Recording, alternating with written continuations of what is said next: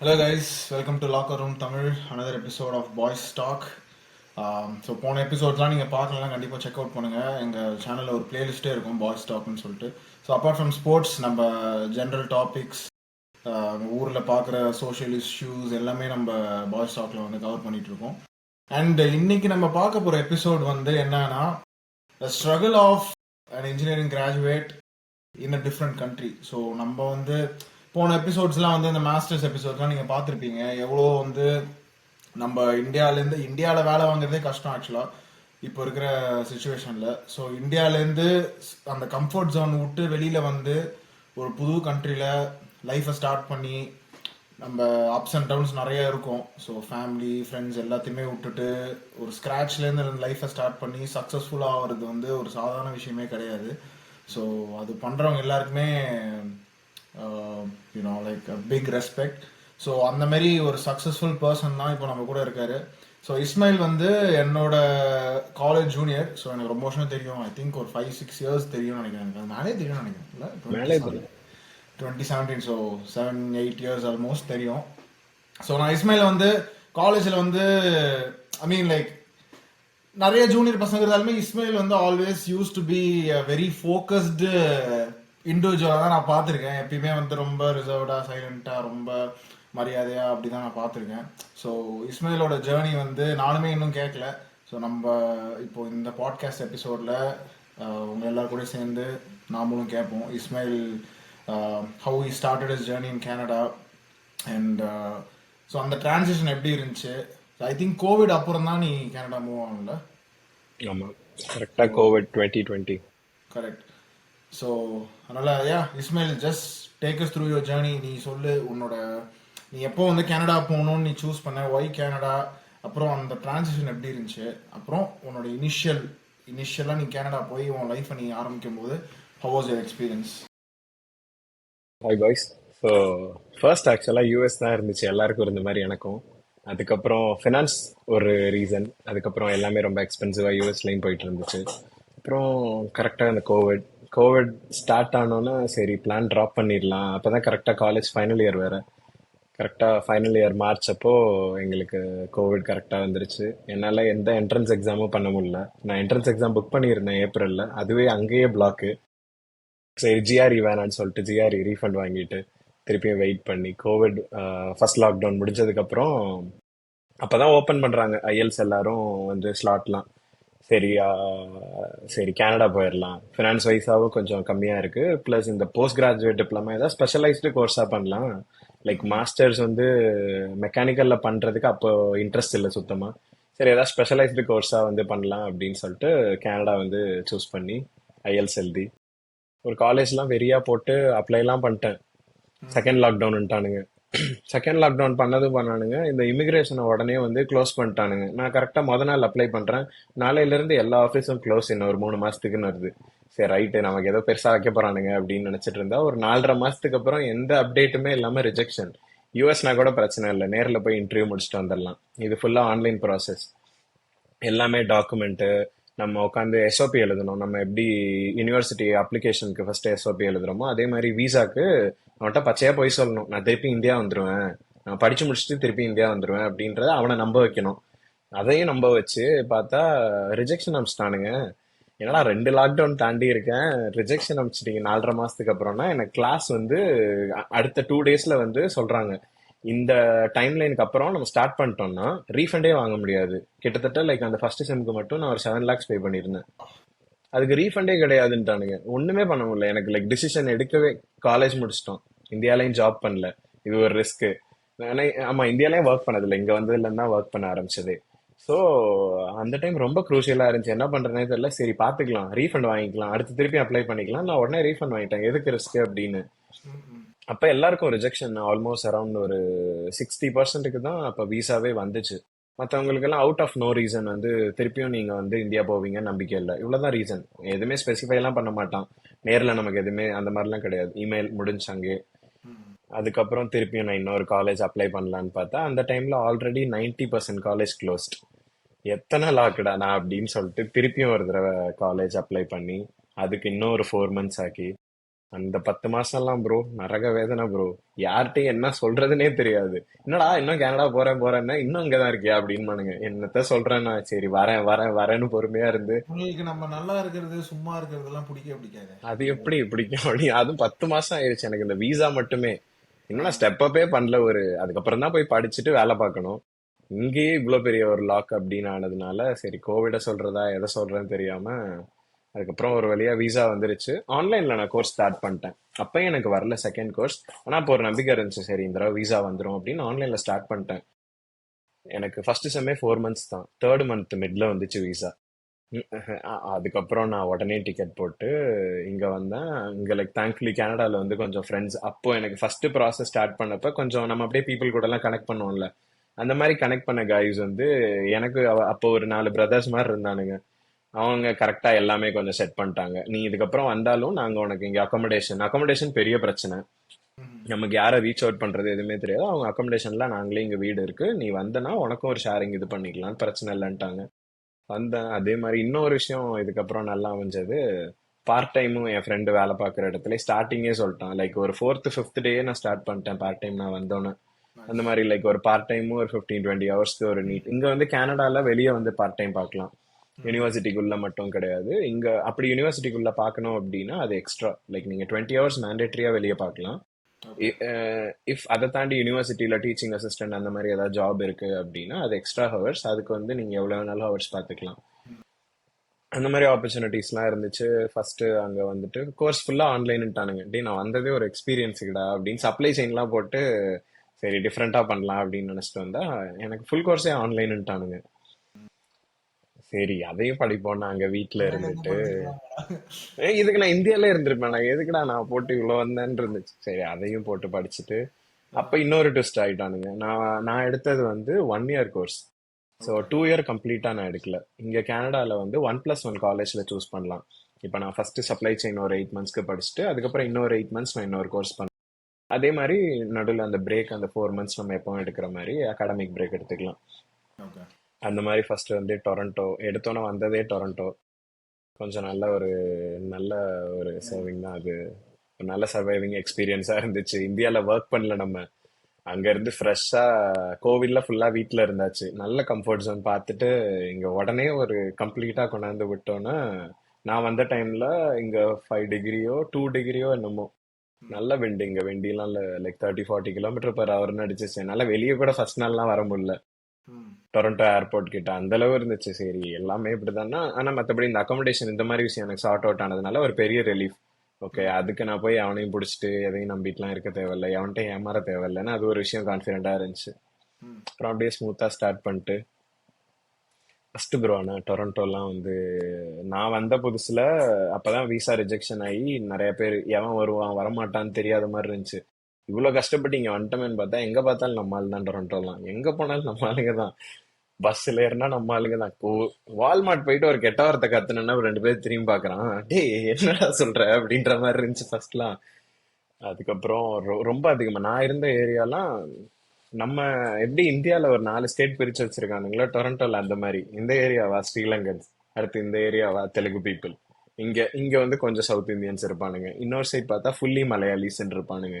இங்கேயுமே வந்துட்டு நம்ம போய் எல்லா ஏரியாலையும் இருந்துட்டு பீஸா இருக்கலாம்னா தனியா ஒரு லைஃப் நீட்டா ரன் பண்ணிடலாம். இப்ப நம்ம காலையில எந்திரிக்கிறோம், ஒர்க் போயிட்டு வரோம், ஜிம் போறோம் வரோம் அப்படின்னா கரெக்டா இருக்கும். மத்தபடி யாரு கூடயும் சேர்ந்து இருக்கிறதெல்லாம் இங்க நம்ம ஆளுங்களே டாமினன்ஸ் குறுக்க. தெலுங்குக்காரன் ஒருத்தன் ஒரு 3 வருஷம் முன்னாடி வந்திருந்தா அவனே நம்மள ஒரு மாதிரி நேத்து தானே வந்த அப்படின்ற மாதிரி. சரி நம்ம என்ன நினைச்சிட்டு வந்தோம், நம்ம அங்க வந்தா ஃபர்ஸ்ட் ஹெல்ப் பண்றது நம்மளா இருப்பான்னு நினைச்சிட்டு வந்தா அங்க அதுதான் நீ நம்பினது எல்லாமே தப்பு. இங்க வா கோட்டை எல்லாம் அழி முதல்ல இருந்து போடுறேன்ற மாதிரி டோட்டலா டிஃப்ரெண்டா கத்து கொடுத்துட்டானுங்க. இல்ல எனக்கு நான் பார்த்த வரைக்கும் என் எக்ஸ்பீரியன்ஸ் படி யூஎஸ்ல வந்து சில ஸ்டேட்ஸ் மட்டும்தான் நீ சொல்ற மாதிரி இருக்கும். ஒரு இந்தியன் டாமினன்ஸ், இந்தியன் டெரிட்டரி ம்ஹும். அந்த மாதிரி இருக்கும். ரொம்ப குறிப்பிட்ட ஸ்டேட் சொல்லலாம், ஒரு 2 3 ஸ்டேட் சொல்லலாம். சானோசு. சானோஜே ஸ்டேட் இல்ல, இங்கே நீ மாட்டிக்க.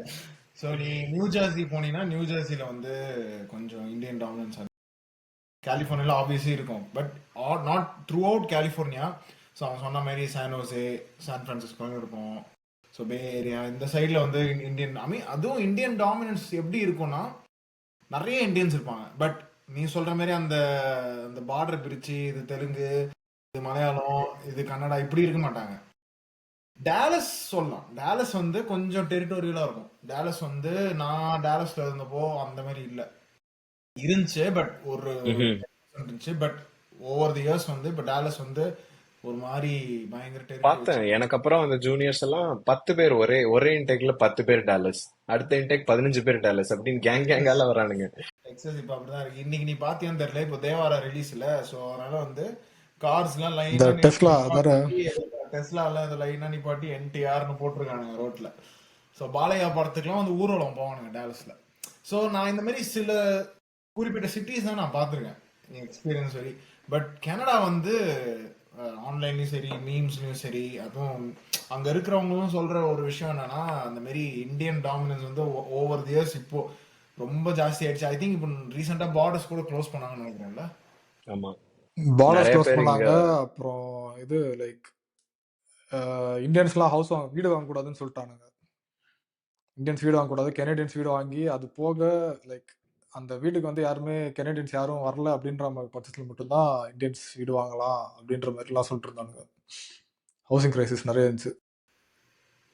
ஸோ இந்த சொல்லு சொல்லு Go for it. இல்ல இல்ல, இப்போ யூஎஸ்க்கும் இதுக்கும் நான் என்ன டிஃபரன்ஸ் பார்த்தேன்னா, இப்போ யூஎஸ்ல லைக் நிறைய மெயின் சிட்டிஸ்ல வந்து பெரிய பெரிய யூனிவர்சிட்டிஸ் இருக்கு. ஸோ பீப்புள் அப்படியே லைக் ஸ்கேட்டர்டா தான் இருப்பாங்க அங்கங்க, லைக் எல்லாரும் ஒரே யூனிவர்சிட்டி போய் டம்ப் ஆக மாட்டாங்க. பட் இங்க என்ட்ரி பாயிண்ட் வந்து டொரண்டோ தான், ஒரே ஒரு பெரிய சிட்டி. ஸோ அதனால ஃபர்ஸ்ட் வரவன் டொரண்டோல இஷ்டத்துக்கு இருக்கு ப்ரோ காலேஜ். ஒரே லைக் ஒரு 20 கிலோமீட்டர்ஸ் ரேடியஸ்குள்ளேயே ஒரு 20 காலேஜ் இருக்கும்.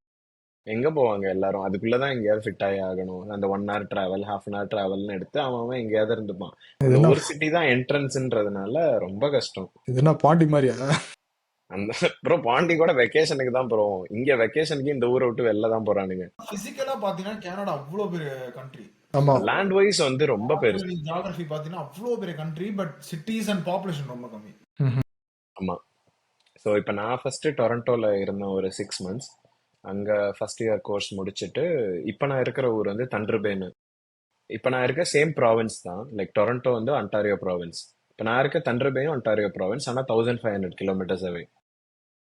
ஸ்டில் நாங்கள் ஒரே ப்ராவின்ஸ் தான். நான் 17 hours டிரைவ் பண்ணாலும் நான் வேற ப்ராவின்ஸ் மாற மாட்டேன். அதே யூஎஸ்லாம் நான் பார்த்துருக்கேன், நீங்கள் 17 hours டிரைவ் பண்ணால் 5 ப்ராவின்ஸ் கிராஸ் பண்ணிடுவீங்க பாதி இடத்துல. டெக்ஸஸ்ல மட்டும் அது இருக்கும். டெக்ஸஸ்ல வந்து 14-16 hours நீ டிரைவ் பண்ணினா நீ டெக்ஸஸ்லேயே தான் இருப்ப. ஸோ அங்க மட்டும் தான். மற்ற ஸ்டேட்ஸ்லாம் நீ நீ சொல்ற மாதிரி 5-6 ஸ்டேட் நம்ம கிராஸ் ஆகிட்டு போய். நீங்க சொன்ன அந்த எனக்கு ஸ்டார்டிங்ல சாரி சாரி சொல்லுங்க. சொல்லுங்க சொல்லுங்க சொல்லுங்க. இல்ல ஸ்டார்டிங்ல வந்து நீங்க எப்போ 3 months அப்புறம் தான் அந்த நவம்பர் மந்த் தானே வந்தேன்னு சொன்னீங்க. நான் நவம்பர்ல அப்ளை பண்ணேன், எனக்கு ஓகே மார்ச்ல விசா வந்துச்சு. எனக்கு லைக் ஜான் இன்டேக்னா ஓகே நான் ஜான் வந்திருக்கணும், ஓகே ஆனா ஓகே நான் ஓகே ஜான் ஸ்டார்டிங்கே நான் ஆன்லைன்ல ஸ்டார்ட் பண்ணிட்டேன். இந்தியாவில் உட்காந்து நைட்டு கிளாஸ் அட்டன் பண்ணுவேன் ப்ரோ, 9:30 to 12:30, ஓகே ஓகே. நான் நீங்க செப்டம்பர் 10:30 to இன்டேக் 12. நினைச்சேன். நீங்க செப்டம்பர் இன்டேக் இல்ல நினைச்சேன். இல்ல ஏன்னா இல்ல நீங்க இல்ல. செப்டம்பர் மந்த் வந்திருந்தீங்கன்னா அந்த லைக் சம்மர் முடிஞ்சு வின்டர் ஆரம்பிக்குது அப்படின்ற ஒரு ஆமா, ஒரு ஒரு டிரான்சிஷன் இருந்திருக்கும். நான் என்ன நினைச்சேன்னா நீங்க நவம்பர் அப்படியே டைரக்டா அந்த பீக் வின்டர்ல வந்தீங்க ரைட்டா பீக் விண்ட். அப்படின்னு நினைச்சிருந்தேன். அது ஒரு நல்ல விஷயம் ஆயிடுச்சு. மார்ச்ல வந்தப்போ அப்பதான் கொஞ்சம் டொரண்டோல கரெக்டா ஒரு ஸ்னோ எல்லாம் மெல்டிங் ஸ்டேட். ஒரு என்ன ஒரு 2 தடவை ஸ்னோ சவர் வந்துச்சு நான் வந்த புதுசு. அதுக்கப்புறம் 6 months ஒரு ஃபுல்லாவே சம்மர் தான். எனக்கு பெரிய எந்த டிஃபரன்ஸ் எல்லாம் தெரியல. ஓகே என்ன எல்லாருமே இப்போ ஜாக்கெட்டோட சுத்துவானுங்க ஒரு 4 மாசம். ஏன்னா திடீர்னு காலையில வந்து 22 இருக்கும், ஒரு காலையில ஒரு 15 டிகிரி இருந்தா மதியானம் 25 ஆகும், ஈவினிங் திருப்பி 14 அப்படின்னு வரும். ஜாக்கெட் தான் 24 மணி நேரம், வேற என்ன நம்மளால அங்க ப்ரெடிக்டே பண்ண முடியாது. ஸோ நீ நீ உன் ஜேர்னி கண்டிப்பா கனடா உள்ள வரதுக்கு முன்னாடி நீ அவ்வளோ சேலஞ்சஸ்லாம் நீ ஃபேஸ் பண்ணியிருக்க. Coming to the Canadian job market. So நீ கிராஜுவேஷன் வரைக்குமே அந்த மாஸ்டர்ஸ் லைஃப் வந்து ஒரு one of the most fun and yeah, கவலையே இல்லாத ஒரு கிளவுட் நைன்லயே இருக்கிற மாதிரி ஒரு ஒரு ஃபேஸ் அது. அப்போ வந்து எப்பயுமே ஃப்ரெண்ட்ஸோட இருந்துகிட்டு சுத்தி எப்பயுமே ஆமா உனக்கு பசங்க தான் இருப்பாங்க. ஃபேமிலி அந்த டிஸ்ட்ராக்ஷனும் இருக்காது. ஃபேமிலியோட டிஸ்கனெக்டடாக இருப்போம். ஸோ 24 hours ஃப்ரெண்ட்ஸோட படத்துக்கு போகிறது, குக் பண்ணுறது. ஸோ அந்த மாதிரி ஒரு ஒரு லைஃப் ஸ்கில்லும் நீ அப்போ தான் கற்றுக்கிட்டு வருவ. எப்படி வீடு பெருக்கிறது, ஷேர் பண்ணுறது, காசு அது இதுன்னு உனக்கு எல்லாமே அப்போ தான் வரும். அதை முடிச்சது அப்புறம் தான் உனக்கு ரியாலிட்டி ஹிட் ஆகும். ஸோ முடிச்சதுக்கு அப்புறம் தான் வந்து ஒவ்வொருத்தன் ஒரு இடத்துக்கு போவான். வேலை வேலை வேற வேற இடத்துக்கு போவாங்க. ஸோ நான் பார்த்த வரைக்குமே கெனடியன் ஜாப் மார்க்கெட் வந்து ரொம்ப மோசமாக இருக்குது. இதை நான் ஏன் சொல்கிறேன்னா, ஒரு பார்ட் டைம் ஜாபுக்கே வந்து நம்ம நிறைய வீடியோஸ் எல்லாமே பார்த்துருப்போம். ஒரு டிம் ஹார்டன்ஸ் முன்னாடி ஒரு ஒரு 100 பேர் நிக்கிறாங்க. ஸோ ஏதாவது ஒரு ரோல் ஒரு பொசிஷன் ஓப்பனா இருந்தாலுமே ஒரு 200 பேர் 300 பேர் வெளில லைன்ல நிக்கிறாங்க. அதுவும் பெரிய பெரிய லெவல் ஜாப் இல்ல, ஒரு பேசிக் ரொம்ப என்ட்ரி லெவல் ஒரு ஒரு ஒரு ஸ்டாஃப், ஒரு ஸ்டோர்ல ஒரு ஸ்டாஃபா இருக்கிற ரோல் கூட அவ்வளோ பேர் இருக்காங்க. அதுவும் நம்ம ஆளுங்க தான் வந்து அதை பார்க்க, அந்த க்ரௌட்ல பார்த்தா 95% இந்தியன்ஸ் தான் இருக்காங்க. ஸோ ஏன் வந்து ஜாப் மார்க்கெட் இந்த மாதிரி இருக்கு, ஏன் வந்து இந்தியன்ஸ், நான் நான் கிராஜுவேட் ஆகி முடிச்சுன்னு நான் சொல்றேன், நிறைய பேர் வந்து ட்ரக் டிரைவர்ஸ், ஸோ அந்த மாதிரி நிறைய ஊபர், டோர் டேஷ் இந்த மாதிரிலாம் ஃபுல் டைம்ல பண்ணிட்டு இருக்காங்க. நிறைய ஸ்டோர்ஸ்ல வந்து இப்போ மெக்டானல்ட்ஸ், டிம் ஹார்டன்ஸ் மாதிரி டிரைவ் த்ரூல ஒர்க் பண்றாங்க. ஸோ கிராஜுவேட் ஆகி முடிச்சுட்டு நீ நீ மாஸ்டர்ஸ் டிகிரி வச்சுட்டு ஏன் அந்த மாதிரி ஜாப்ஸுக்கு போறாங்க கனடால பேசிக்கா? ஸோ நான் வந்த புதுசுல எனக்கு அந்த அளவு தெரில, லைக் இவ்வளோ எல்லாரும் ஸ்ட்ரகிள் பண்ண மாதிரி. கண்டிப்பா பார்ட் டைம்க்குலாம் லைக் இட் டேக்ஸ் டைம். யாருமே லைக் கான்டாக்ட்லாம் இல்லாம வராங்கன்னா அவங்களுக்குலாம் இன்னுமே ஸ்ட்ரகிளாக தான் இருக்கும். லைக் கெட்டிங் அ பார்ட் டைமே இனிஷியலா போய் எல்லா இடத்துலையும் ரெஸ்யூம் கொடுக்கறது, தெரிஞ்ச கான்டாக்ட்ஸ் எல்லாம் ரீச் அவுட் பண்றதுன்னு அப்போ it was fine. Like back in 2022 it was okay. But அந்த 2022 வின்டர் தாண்டினதுக்கு அப்புறம் நான் இங்க லைக் டோட்டலா நான் டிஃப்ரெண்ட் சிட்டி மூவ் ஆயிட்டேன். எனக்கு அந்த டொரண்டோ வந்து அந்த சிட்டி லைஃப் ஒரு 6 மந்த்ஸ் தான். அப்போ வரைக்கும் அந்த சிட்டி நல்லா தான் இருந்துச்சு. ஆனா அதுக்கப்புறம் என்னாச்சு, இப்போ ஃபார் எக்ஸாம்பிள் நான் படிச்ச காலேஜ் வந்து 7 கேம்பஸ் வச்சிருக்கான். ஒரு 20 கிலோமீட்டர்ஸ் ரேடியஸ்லேயே 7 கேம்பஸ். 7மே வந்து இங்க வந்து டெசிக்னேட்டட் லேர்னிங் இன்ஸ்டிடியூஷன் சொல்லிட்டு ஒரு நம்பர் இருக்கும்.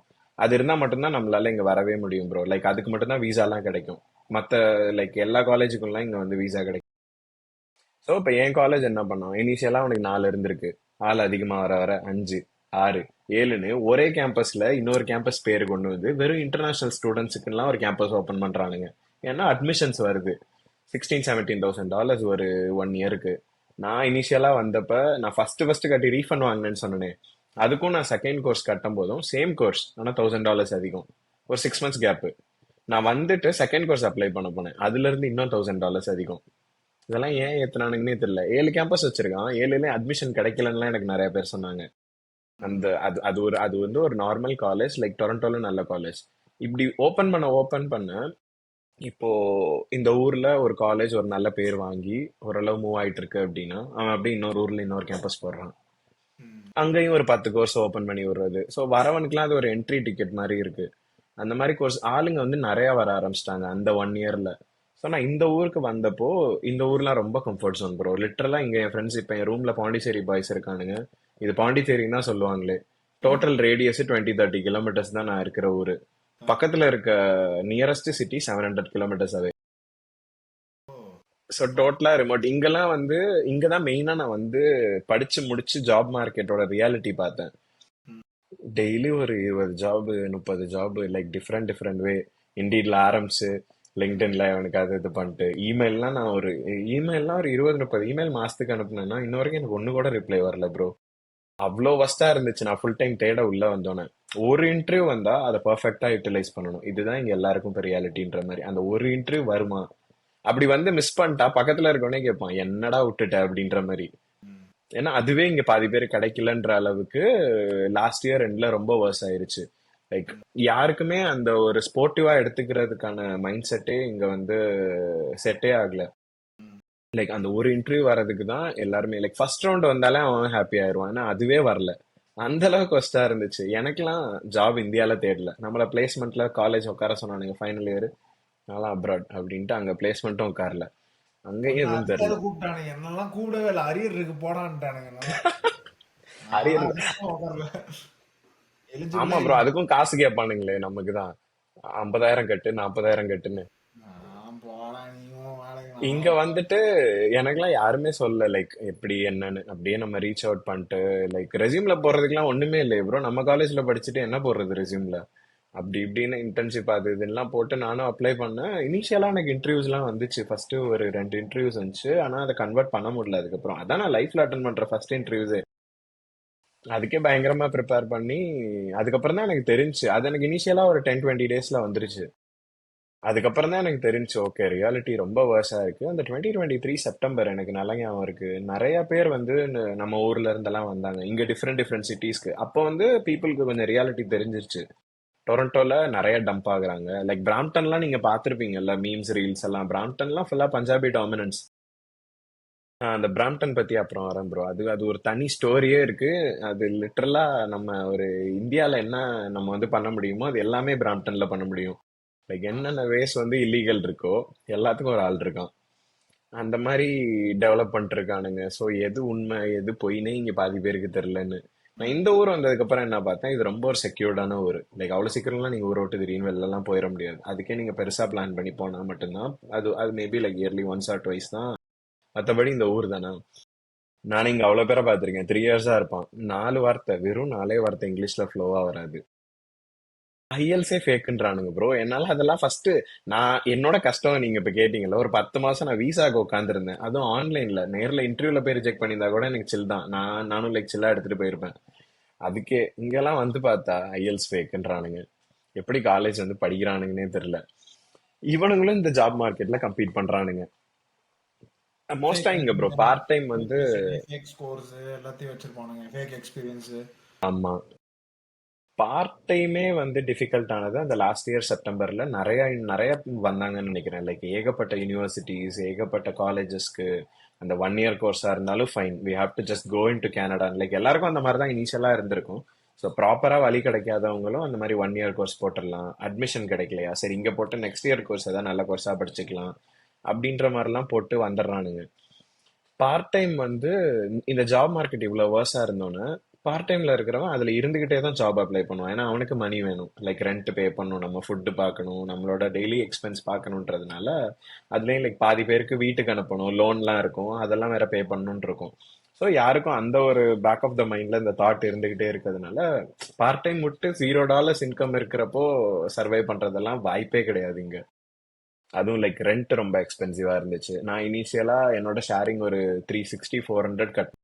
அதே வீடு இன்னைக்கு 550 600 கட்டுறானுங்க. வீடுலாம் மாறல, 2 வருஷம் தான் இருக்கு. லைக் அந்த அளவு ஒரு இருக்கிற இடமே ரெண்ட் அவ்வளோ இங்க எக்ஸ்பென்சிவா இல்லடா, இது ஆயிட்டு இருந்துச்சு. பார்த்தேன். லைக் அங்க கனடால இருந்த ஒரு கப்பல் வந்து என்ன பண்ணாங்க, like 2 bedroom 2 bedroom single floor house தான் நினைக்கிறேன். அவங்க அந்த வீடு அங்க கனடால வித்துட்டு இங்க பிரான்ஸ்ல வந்து ஒரு பழைய பேலஸ் வாங்கி பிரான்ஸ்ல செட்டில் ஆயிட்டாங்க. பா, அவ்வளவுதான் ப்ரோ ரியாலிட்டி. நான்லாம் ஒரு ஒரு 2 BHK இல்லைன்னா ஒரு 3 BHK ஒரு இண்டிவிஜுவல் ஹவுஸ் இப்போ நீங்க டொரண்டோல வாங்கணும்னா 1 மில்லியன் மேல bro. அது ஏன் அப்படி கம்மியெல்லாம் எக்ஸ்பென்சிவா இருக்கு? வாய்ப்பே இல்லை bro. Not just Toronto, like anywhere in Canada ஏன் வந்து ஹவுசிங் மார்க்கெட் வந்து ஏன் அவ்வளோ எக்ஸ்பென்சிவா இருக்கு? சேம் இங்க பீப்புள் இன்டேக் அதிகமா வந்துட்டு நிறைய பேர் மூவே ஆகல. இப்ப இப்ப நீங்க இருக்கீங்க ஒரு ஊர்ல ஒரு வீட்ல, அடுத்த ஸ்டூடெண்ட்ஸ் வரானுங்க, நீங்களாம் யாருமே மூவ் ஆகலைன்னா இன்னும் 2 வருஷத்துக்கு அப்புறம் வர ஜூனியர்ஸ்லாம் எந்த வீட்ல போயிருப்பான்? இல்ல இது மற்ற கண்ட்ரீஸ்லயுமே இருக்குல்ல, இப்போ யூஎஸ்லயும் இருக்கு, ஆமா ஆஸ்திரேலியாலயும், ஆமா. நியூசிலாண்ட்லயும் இருக்கு, எல்லா ஊர்லயும் இப்போ அந்த ஸ்டூடெண்ட் இன்டேக் இன்க்ரீஸ் ஆகிட்டே தானே போகுது. ஏன் வந்து ஸ்பெசிஃபிக்காக கனடாவில் வந்து மட்டும் அந்த மாதிரி அவ்வளோ அவ்வளோ எக்ஸ்பென்சிவாக இருக்குன்னு எனக்கு தெரியல. அதுல ஒரு பொலிட்டிக்கல் தாட் வந்து லைக் இவனுங்களாம் எனக்கு வீடு வாங்கணும். சொன்னாங்க. இல்ல, அந்த இப்ப இருக்கிற ட்ரூடோ இருக்கான்ல இங்க, ஆமா. அவன் ஒரு ஃபர்ஸ்ட் 4 இயர்ஸ் வந்து ஹவுசிங்க பெருசா அவன் கண்டுக்கவே இல்லை. இப்ப இங்க தண்டர்பேக் வந்தான் ப்ரோ. நெக்ஸ்ட் இயர் எலெக்ஷன் வரப்போகுது, அவன் 5 இயர்ஸ் முடிய போகுது. இப்ப தண்டர்பேக் வந்துட்டு 40 மில்லியன் பாஸ் பண்ணியிருக்கான் ஹவுசிங்க்கு. இதை 4 வருஷம் முன்னாடி பண்ணியிருந்தா இங்க இன்னும் ஹவுஸ் கட்டியிருப்பாங்க. ஸோ இந்த ஊர் வந்து ஒரு 1.3 lakhs தான் பாப்புலேஷன். வர மக்கள்லாம் வேலை வெளியூர்ல கிடைக்கவே இல்லைன்னு இங்கே இருந்துடுறாங்க. வருஷத்துக்கு ஆள் வந்துகிட்டே இருக்கானுங்களே. அவனுங்க வரவனுங்கலாம் செய்யறா, அவங்களுக்கு இப்ப அடுத்த வீடு இல்லை. எனக்கு எனக்கு இந்த ஊர்ல இப்ப நான் ஒரு 2 இயர்ஸ் ஆயிடுச்சு. இப்ப நான் செப்டம்பர் லாஸ்ட் இயர், ஆமா என்னோட செப்டம்பர் மிட்ல வந்தேன். இப்ப கரெக்டா 2 இயர்ஸ் ஆயிடுச்சு. நான் இந்த ஊர் மட்டுமே எப்படி மாறி இருக்குன்னு பார்த்திருக்கேன். எனக்கு அப்ப தெரிஞ்சு இருந்தவன்லாம் இன்னும் இதே ஊர்ல தான் இருக்கான். பட் இங்க லைக் நிறைய பேருக்கு ஜாப் கிடைச்சிருச்சு. ரொம்ப இங்க கம்மி கம்பெனிஸ், ஐடி கம்பெனி எல்லாம் வரலூட்டன்லாம் ப்ரோ. 5 10 தான் இருக்கு இந்த ஊர்ல. ஐடி படிச்சவன்லாம் என்ன பண்ணுவானே தெரியல. அவன்லாம் இந்த ஊரை விட்டு வெளியே போய் ஆகணும். மீதி இருக்கிறவன்லாம் மேனேஜரியல் ரோல் கிடைச்சிச்சுன்னா இங்க வந்து பிஆருக்கு ஆப்ஷன்ஸ் உண்டு, லைக் பெர்மனன்ட் ரெசிடென்ஸ் பண்றதுக்கு. ஸோ அது ஒரு மெயின் ரீசன் ஏன் வந்து ரீட்டைல் ஸ்டோர்ஸ்லயும் ஃபுட்லயும் நிறைய பேர் இங்க படிச்சு மாஸ்டர்ஸ் முடிச்சிட்டு இந்தியால எனக்கு தெரிஞ்சு 3 இயர்ஸ் 4 இயர்ஸ் எக்ஸ்பீரியன்ஸ் சாலிடா இந்தியாலே வந்து 6 ஃபிகர் சேலரி வாங்கிட்டு இருந்தவன்லாம் இங்க வந்து மெக்டானல்ட்ஸ்ல மேனேஜரா வேலை பார்த்து பிஆர் எடுத்திருக்கான். ஸோ இப்போ மெக்டானல்ட்ஸில் இந்த மாதிரி ஸ்டோரில் மேனேஜராக இருந்தாலே பிஆருக்கு அப்ளை பண்ணலாமா? இப்ப நான் இருக்க ஊருக்குலாம் இங்க வந்து ஒவ்வொரு ப்ராவின்ஸ்க்கும் ஒவ்வொரு ப்ரொவின்ஷியல் நாமினி ப்ரோக்ராம்னு சொல்லிட்டு லான்ச் பண்ணியிருப்பானுங்க. அதுல ஒரு சர்டைன் கிரைட்டீரியா இருக்கும். நீங்க இந்த டியர் ஜாப்ல ஒரு 1 இயர் ஒர்க் பண்ணீங்கன்னா இவர் எலிஜிபிள்னு. ஸோ இவன் என்ன யோசிப்பான், நம்ம படிச்சு முடிச்சுட்டு வேலையெல்லாம் விட்டு ஒரு புது ஊருக்கு போயிட்டு இப்ப லைக் டொரண்டோல ஐடி கம்பெனிஸ் லைக் பயங்கரமா இருக்கு, இங்கோட கம்பேரே பண்ண முடியாது என்னால. ஸோ இப்போ அந்த மாதிரி ஃபீல்டில் இருக்கவன் இப்போ ஃபர்ஸ்ட் நிறைய பேர் நம்ம மெக்கானிக்கல்ல முடிச்சுட்டு ஐடியில் அவ்வளோ பேர் ஒர்க் பண்றாங்க. இப்போ அவன் இங்க வந்து என்ன கோர்ஸ் படிச்சாலும் ஐடி தான் அவன் ப்ரிஃபரன்ஸா இருக்கும். ஏன்னா அவன் பேக்ரவுண்ட் சாலிட் எக்ஸ்பீரியன்ஸ் இருக்கு, அதை மூவ் பண்ணலான்னு தானே பார்ப்பாங்க. அப்படி பாக்குறப்போ இன்னொரு ஊர் போயிட்டு அவன் அங்க போய் சர்வைவுக்கு ஏதாவது பண்ணும். அப்பதான் இந்த ஊபர் லிஃப்ட் உள்ள வருது. அதை பண்ணிட்டு சரி ஓகே டெய்லி நம்ம மார்னிங் எந்திரிச்சு ஒரு ஈவினிங் வரைக்கும் ஜாப் அப்ளை பண்ணிட்டு ஈவினிங்ல இருந்து நைட் வரைக்கும் ஊபர். ஏன்னா மணி வேணும் ப்ரோ, உள்ள இன்கம். அதுவும் ஒன்ஸ் நீங்க இங்க ஒரு 2 இயர்ஸ் இருந்துட்டீங்கன்னா உங்களுக்கே தெரியும், உங்களால திருப்பியும் அந்த பார்ட் டைம் மணில எல்லாம் மேனேஜே பண்ண முடியாது. ஏன்னா அதுவும் இன்க்ரீஸ் ஆயிட்டே இருக்குல்ல டே பை டே நம்மளோட எக்ஸ்பென்சஸும்.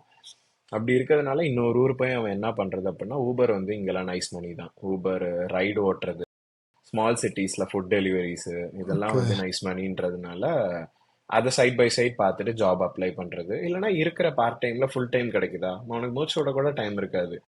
டெய்லி 8 to 4 போயிட்டு வருவான், வந்து ஜாப் அப்ளை பண்ணணும்னு நினைப்பான். பாதி நாள் அவன் பர்சனல் லைஃபை பார்க்கணும். ரிலேஷன்ஷிப்ல பாதி பேர் இருப்பானுங்க, ரொம்ப ஒஸ்ட் ப்ரோ. இந்த டைம்ல எல்லாம் நானும் ஜாப் தேடிட்டு இருந்தேன். நீங்க இன்னொருத்தன்ட்ட போய் ஹாப்பியா பேசவே முடியாது. ஒரு அந்த படிச்சு முடிச்ச டைம்ல நம்ம கூட பாஸ் அவுட் ஆன பீப்புள் கூடயே நம்ம நல்லா இருந்திருப்போம், ஒரு 1.5 வருஷம் ஃபுல் ஃப்ளோல சில் பண்ணியிருப்போம்.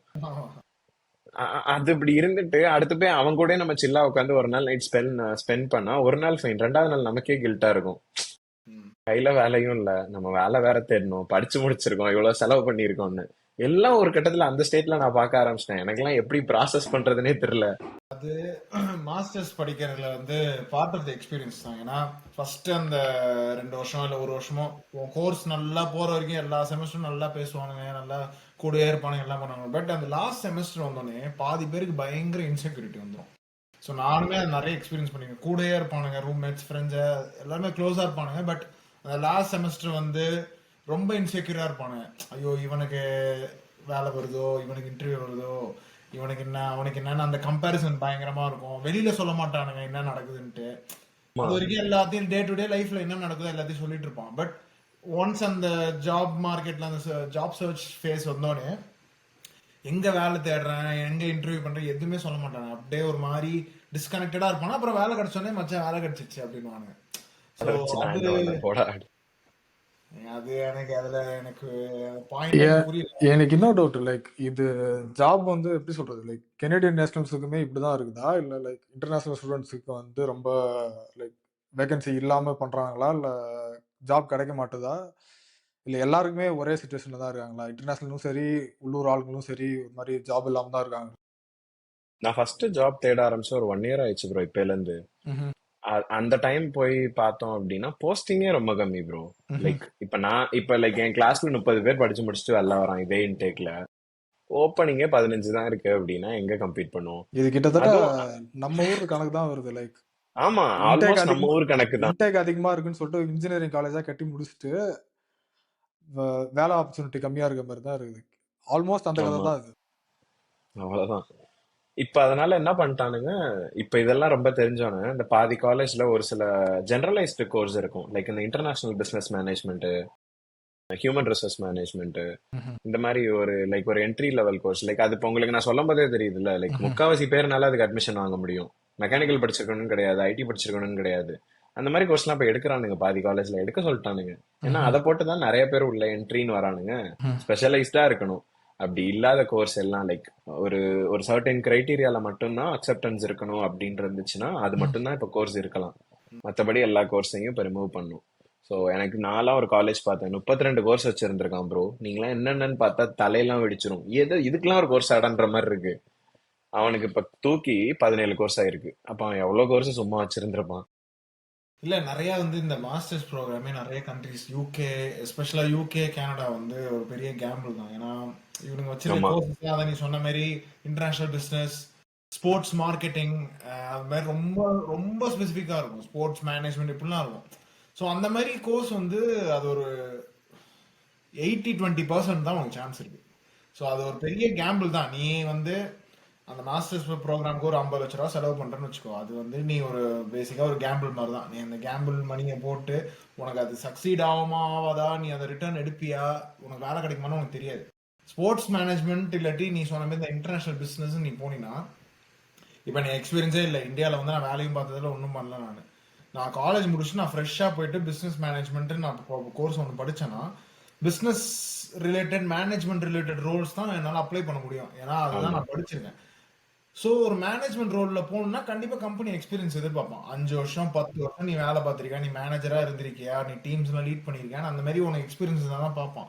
இப்போ எக்ஸ்பீரியன்ஸே இல்லாமல் இந்தியாவிலேருந்து இப்போ ஒழுங்காக பேக்ரவுண்ட் ரிசர்ச்சே பண்ணாமல் கனடா பிளைண்டாக போகணும், உள்ள அந்த கண்ட்ரியில் போய் என்ன ஆகுதோ பார்த்துக்கலாம் அப்படின்னு அந்த கேம்பிள் பண்ணிட்டு வரதால தான் வந்து இப்போ இந்த ஜாப்லெஸ் அன்எம்ப்ளாய்மெண்ட் சுச்சுவேஷன்லாம் நிறைய இருக்கு அந்த ஊர். ஏன்னா இப்ப எனக்கு நான் இன்னும் நல்லா ஞாபகம் இருக்கு, ஒரு காலத்துல வந்து யூஎஸோட எல்லாருமே கனடா தான் ப்ரிஃபர் பண்ணாங்க.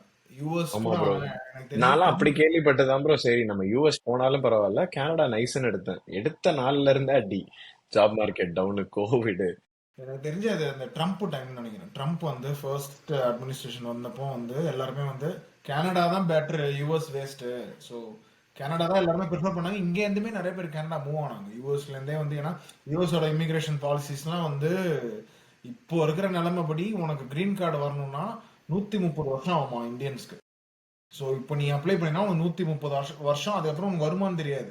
ஸோ 130 இயர்ஸ் மேலே போகும் போல.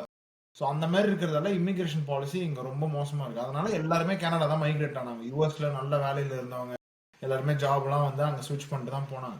ஸோ இந்த மாதிரி இருந்த ஒரு ஒரு கண்ட்ரி வந்து ஆஃப் லேட் வந்து அதான் அது என்னன்னு தெரியல. கனடா அவங்களுக்கே அவங்க வச்சுக்கிட்ட வேட்டா இல்லை நம்ம ஆளுங்க வந்து அதை எக்ஸ்ப்ளாய்ட் பண்ணாங்களா என்னன்னு என்னால் கரெக்டாக அதை சொல்ல முடியல. பட் என் பெர்ஸ்பெக்டிவ்ல இருந்து பார்த்தா அதான் நம்ம ஊர்ல நடந்த சீனாரியோ அப்படியே அதே தான் இங்க வந்து லைக் அதான் இன்ஜினியரிங் காலேஜ் இஷ்டத்துக்கு டிமாண்ட் இருக்குன்னு சொல்லிட்டு இன்ஜினியரிங் காலேஜ் இஷ்டத்துக்கு கட்டி விட்டு அந்த 4 வருஷம் வந்து அவன் காசு பார்த்துருவான். பசங்களை பத்தி யோசிக்கிறதே இல்லை, முடிச்சுட்டு அவனுக்கு என்ன பண்ணுவானுங்க, எங்க போய் வேலை செய்வானுங்க, அதெல்லாம் பாக்குறதே இல்லை. அதான் நம்ம முன்னாடியே பேசின மாதிரி இந்த கோர்ஸ் படிக்கிற எல்லாம் அசைன்மெண்ட்லாம் காப்பி அடிச்சிருவானுங்க. அசைன்மெண்ட்லாம் காப்பி அடிச்சு ஒன்னா ஐஎல்ஸே இதுல அவன் எங்க ஆமா அசைன்மெண்ட் எழுத போறான்? 3 வார்த்தை பேச கரெக்டா அந்த தெரியாத டைம் தானே சாட் ஜிபிடி வேற வந்துருச்சு. பாதி பேருக்கு முடிஞ்சு, ஈஸியா ஹெல்ப் பண்ணிட்டு ChatGPT அழகா வந்து ஆமா பிளாகரிசம் மட்டும் கரெக்ட் பண்ணிட்டு ஆமா முடிச்சுட்டு போயிட்டே இருக்க வேண்டியதானே. இங்க அவனுக்கு படிப்பு வந்து பிரச்சனையே கிடையாது. படிக்கிறது கிரேட் வாங்குறதா அவனை காப்பி அடிச்சு வாங்கினானுங்க. பார்ட் டைம் ஜாப் தேடணும், அந்த பார்ட் டைம் ஜாபை செக்யூர் பண்ணிட்டு அப்புறமா முடிச்சுட்டு வேலை தேடுறது தான் வந்து இப்போ கனடாவில் பெரிய பிரச்சனை. ரொம்ப பெரிய பிரச்சனையா இருக்கு. நான் அன்னைக்கு ஒரு பையன் ப்ரோ டொரண்டோல இருந்து எனக்கு கால் பண்ணான். அவன் வந்து 7 months ஆகுதான், இன்னும் பார்ட் டைம் தேடுறானா. இன்னும் ஒரு 8 மாசம் தாண்டிச்சுன்னா அவனுக்கு ஃபுல் டைம் தேடணும்.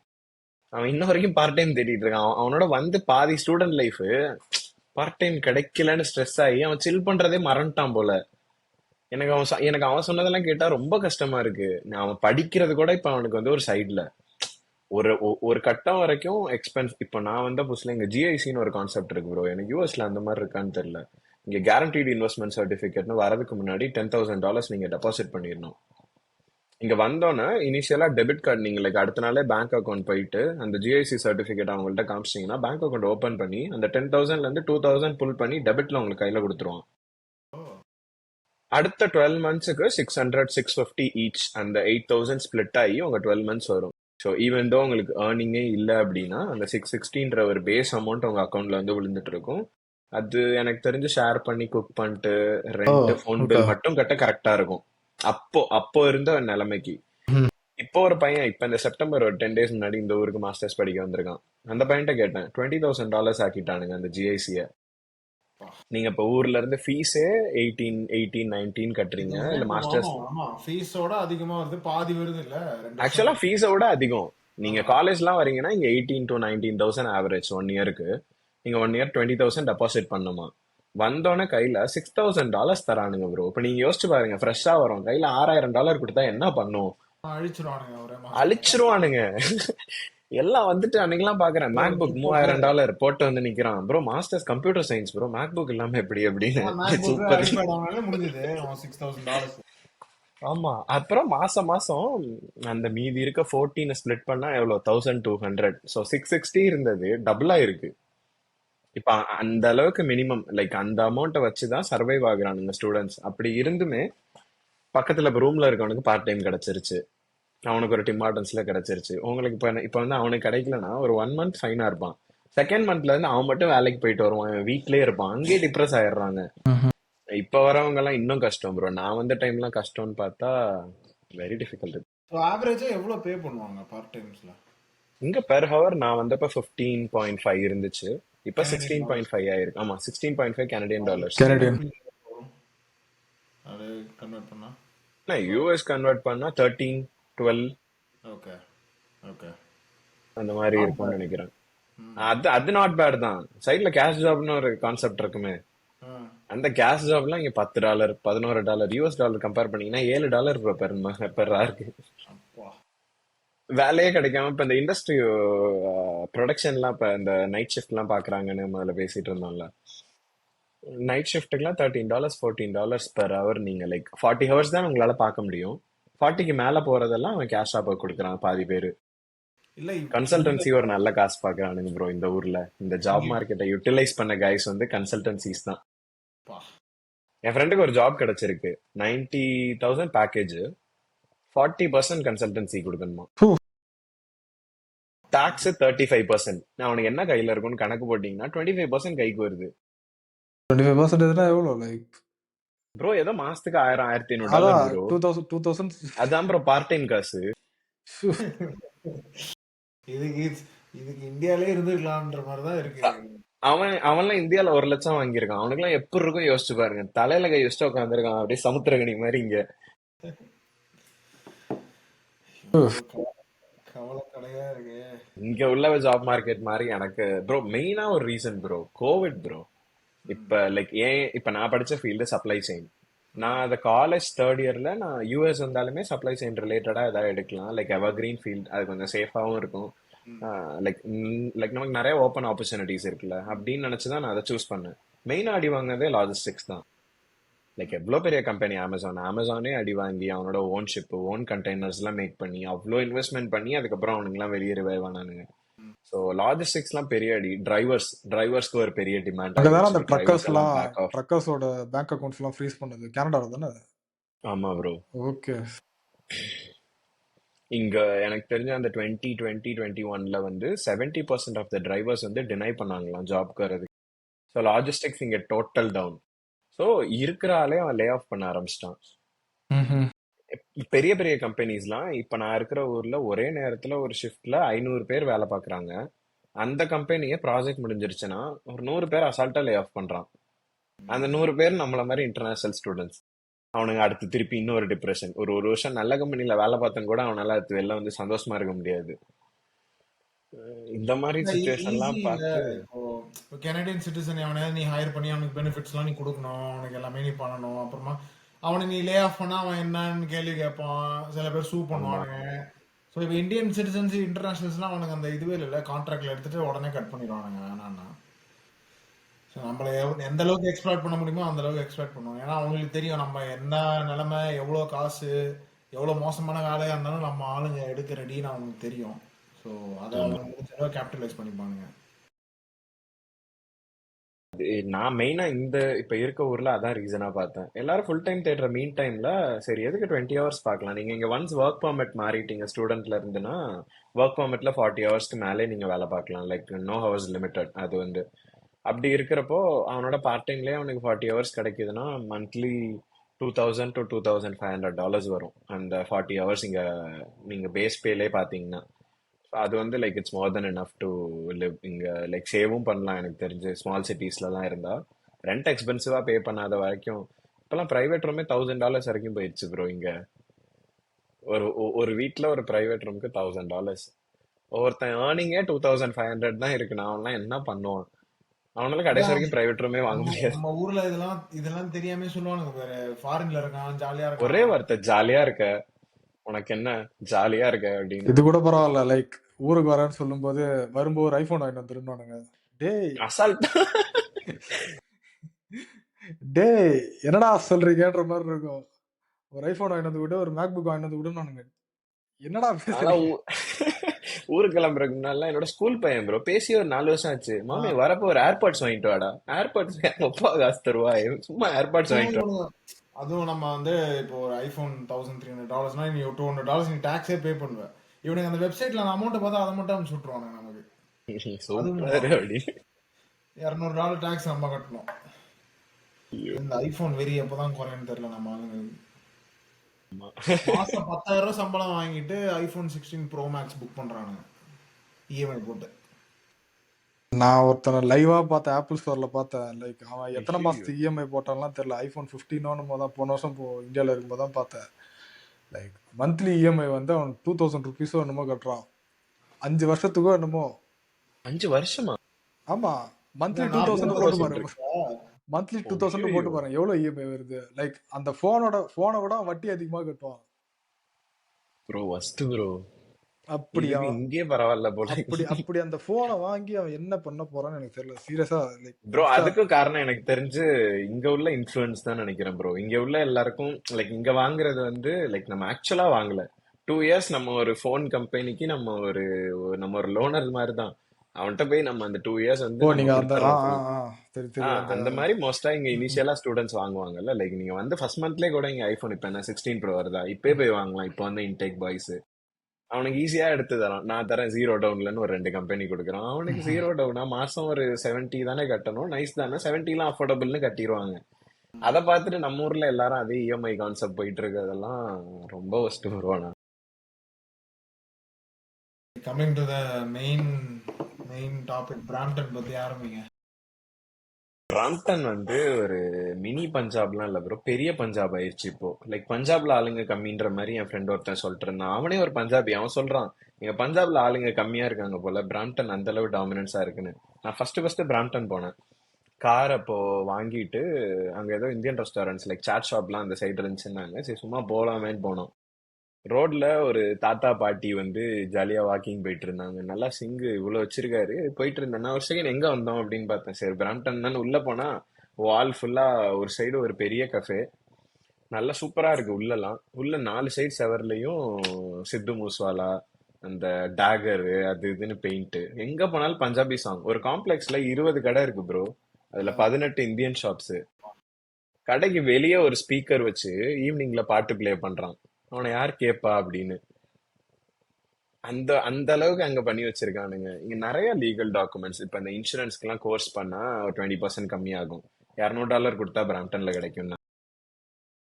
கார் எல்லாம் ரெஜிஸ்டர் பண்றதுக்கு இங்க சேஃப்டி பண்ணிட்டு பண்ணணும். அந்த சேஃப்டி பாஸ் பண்ணாதான் காரை இன்னொரு ஆளுக்கு நம்ம விற்க முடியும். அங்க அவங்க சேஃப்டி வச்சுதான் ரெஜிஸ்டரே இங்க பண்ண முடியும். சேஃப்டி இல்லாம பண்ணவே முடியாது. இங்க 14 days மட்டும்தான் ரெஜிஸ்ட்ரேஷன் கொடுப்பான். அந்த சேஃப்டி வந்து நாங்களே வாங்கியிருக்கோம் ஃப்ரெண்ட்ஸ்க்கு அங்க. லைக் இங்க இப்ப நீங்க ப்ராப்பரா பாஸ் ஆனீங்கன்னா பிரேக்கு, லைக் என்னென்ன சேஃப்டி இருக்கோ ஒரு 56 கண்டிஷன்ஸ் அது இப்ப இது பண்ணணும். லைக் அது பாஸ் ஆனா மட்டும்தான். ப்ராம்ப்டன்ல 200 300 கொடுத்தா சேஃப்டி. அப்படியே அப்படியே உங்க கார் நம்பர் பிளேட் உங்க பேர் போட்டு அப்படியே அஃபீஷியல் ஒன்டாரியோ டாக்குமெண்ட்லாம் உங்க கையில தருவான். டிரைவிங் லைசன்ஸும் அது மாதிரிலாம் பண்ணி தரேன்னு சொல்றாங்க. டிரைவிங் லைசன்ஸ்லாம் இங்க ஒரு பெரிய ஸ்கேமா பண்றானுங்க ப்ரோ. அதை வந்து சொல்லி தரேன்னு இப்ப நம்மள மாதிரி ஸ்டூடெண்ட்ஸ் இங்க இந்த ஜி லைசன்ஸ் இப்ப இங்க ஒவ்வொரு ப்ராவின்ஸ்க்கும் ஒவ்வொரு மாதிரி லைசன்ஸ். ஓகே. இங்க ஃபர்ஸ்ட் ஒரு நாலேஜ் டெஸ்ட், அப்புறம் சிட்டிக்குள்ள மட்டும், அப்புறம் டோட்டல் லைக் ஆல் ஓவர் ஒரு ஃபுல் லைசன்ஸ் இருக்கு. இந்த ஃபுல் லைசன்ஸுக்குலாம் வந்து 4 இயர்ஸ் நீங்க மினிமம் இங்க டிரைவிங் பண்ணீங்கன்னா நீங்களே சொல்லி தரலாம் இன்ஸ்ட்ரக்டரா. இப்ப நீங்க இப்போ 4 இயர்ஸ் இன்ன வரைக்கும் இருந்து இப்ப நீங்க கார் ஓட்டி இருக்கீங்கன்னா நீங்க பக்கத்துல வெறும் நாலேஜ் டெஸ்ட் எழுதினவன், அவனுக்கு டிரைவிங் எக்ஸ்பீரியன்ஸ் 0 இருந்தாலும் அவனை நீங்க ஓட்ட விட்டு பக்கத்துல உட்கார்றதுக்கு நீங்க லீகல். லைக் உங்களை போலீஸ் புல் ஓவர் பண்ணாலும் நம்ம லீகல் தான். நம்ம வந்து 4 இயர்ஸ் நம்மளோட லைசன்ஸ் ஏஜ்டு அப்படின்னா நம்ம பக்கத்துல வெறும் நாலேஜ் டெஸ்ட் எழுதினவன் ஓட்டலாம். அந்த மாதிரி இருக்கிறப்போ இப்ப டிரைவிங் இன்ஸ்ட்ரக்டரே ஆயிட்டாங்க. நான் நிறைய பேர் பார்த்தேன் மாஸ்டர்ஸ் எல்லாம் முடிச்சிருக்கானுங்க, டிரைவிங் இன்ஸ்ட்ரக்டர் சைட்ல அது ஒரு சைடு ஹசில் அப்படின்னு அதையே ஃபுல் டைம் இறங்கிட்டானுங்க. ஃபுல் டைமோட அதுல நல்லா வருதா பெர் ஹவருக்கு $50-60 வாங்குறானுங்க ப்ரோ சொல்லி தரேன்னு. என்னென்ன வழி நீங்க யோசிக்கிறீங்களோ எல்லாத்துலயும் ஸ்கேம் ப்ரோ இங்க. சும்மாவே உலகம் ஃபுல்லாவே வந்து இந்தியன்ஸான ஸ்கேமர் தான் ஒரு முத்திரை குத்திட்டானுங்க ஆல்ரெடி.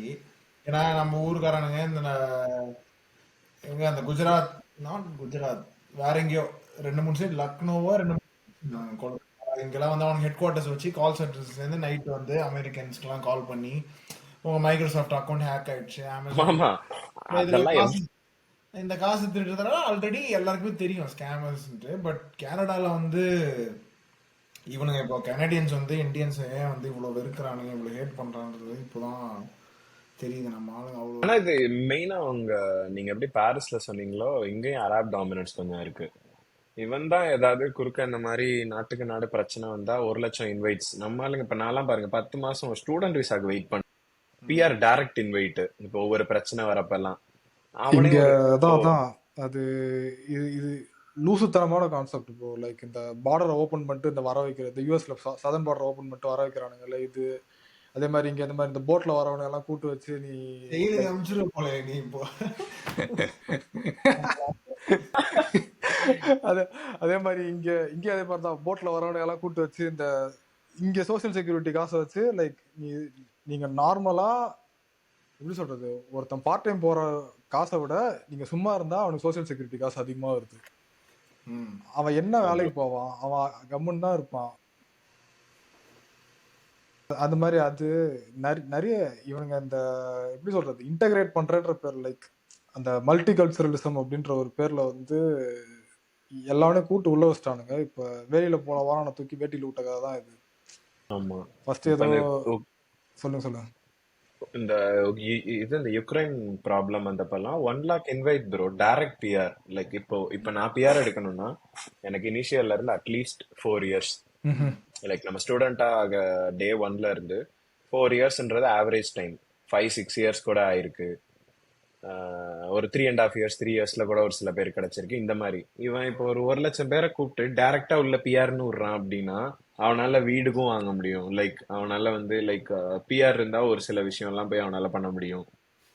மொத்தமா ஜாப் மார்க்கெட் ஏதாவது இந்த இப்போ ரெஸ்டாரண்ட் இருக்கு, அங்க ஒரே ஒரு அராப் ஒரு மேனேஜரா இருக்கான் அப்படின்னா இப்போ நான் போறேன், இன்னொரு அராப்காரன் வந்து ரெஸ்யூம் தரானா ஆப்வியஸா அவனை தான் ப்ரிஃபர் பண்ணுவான்.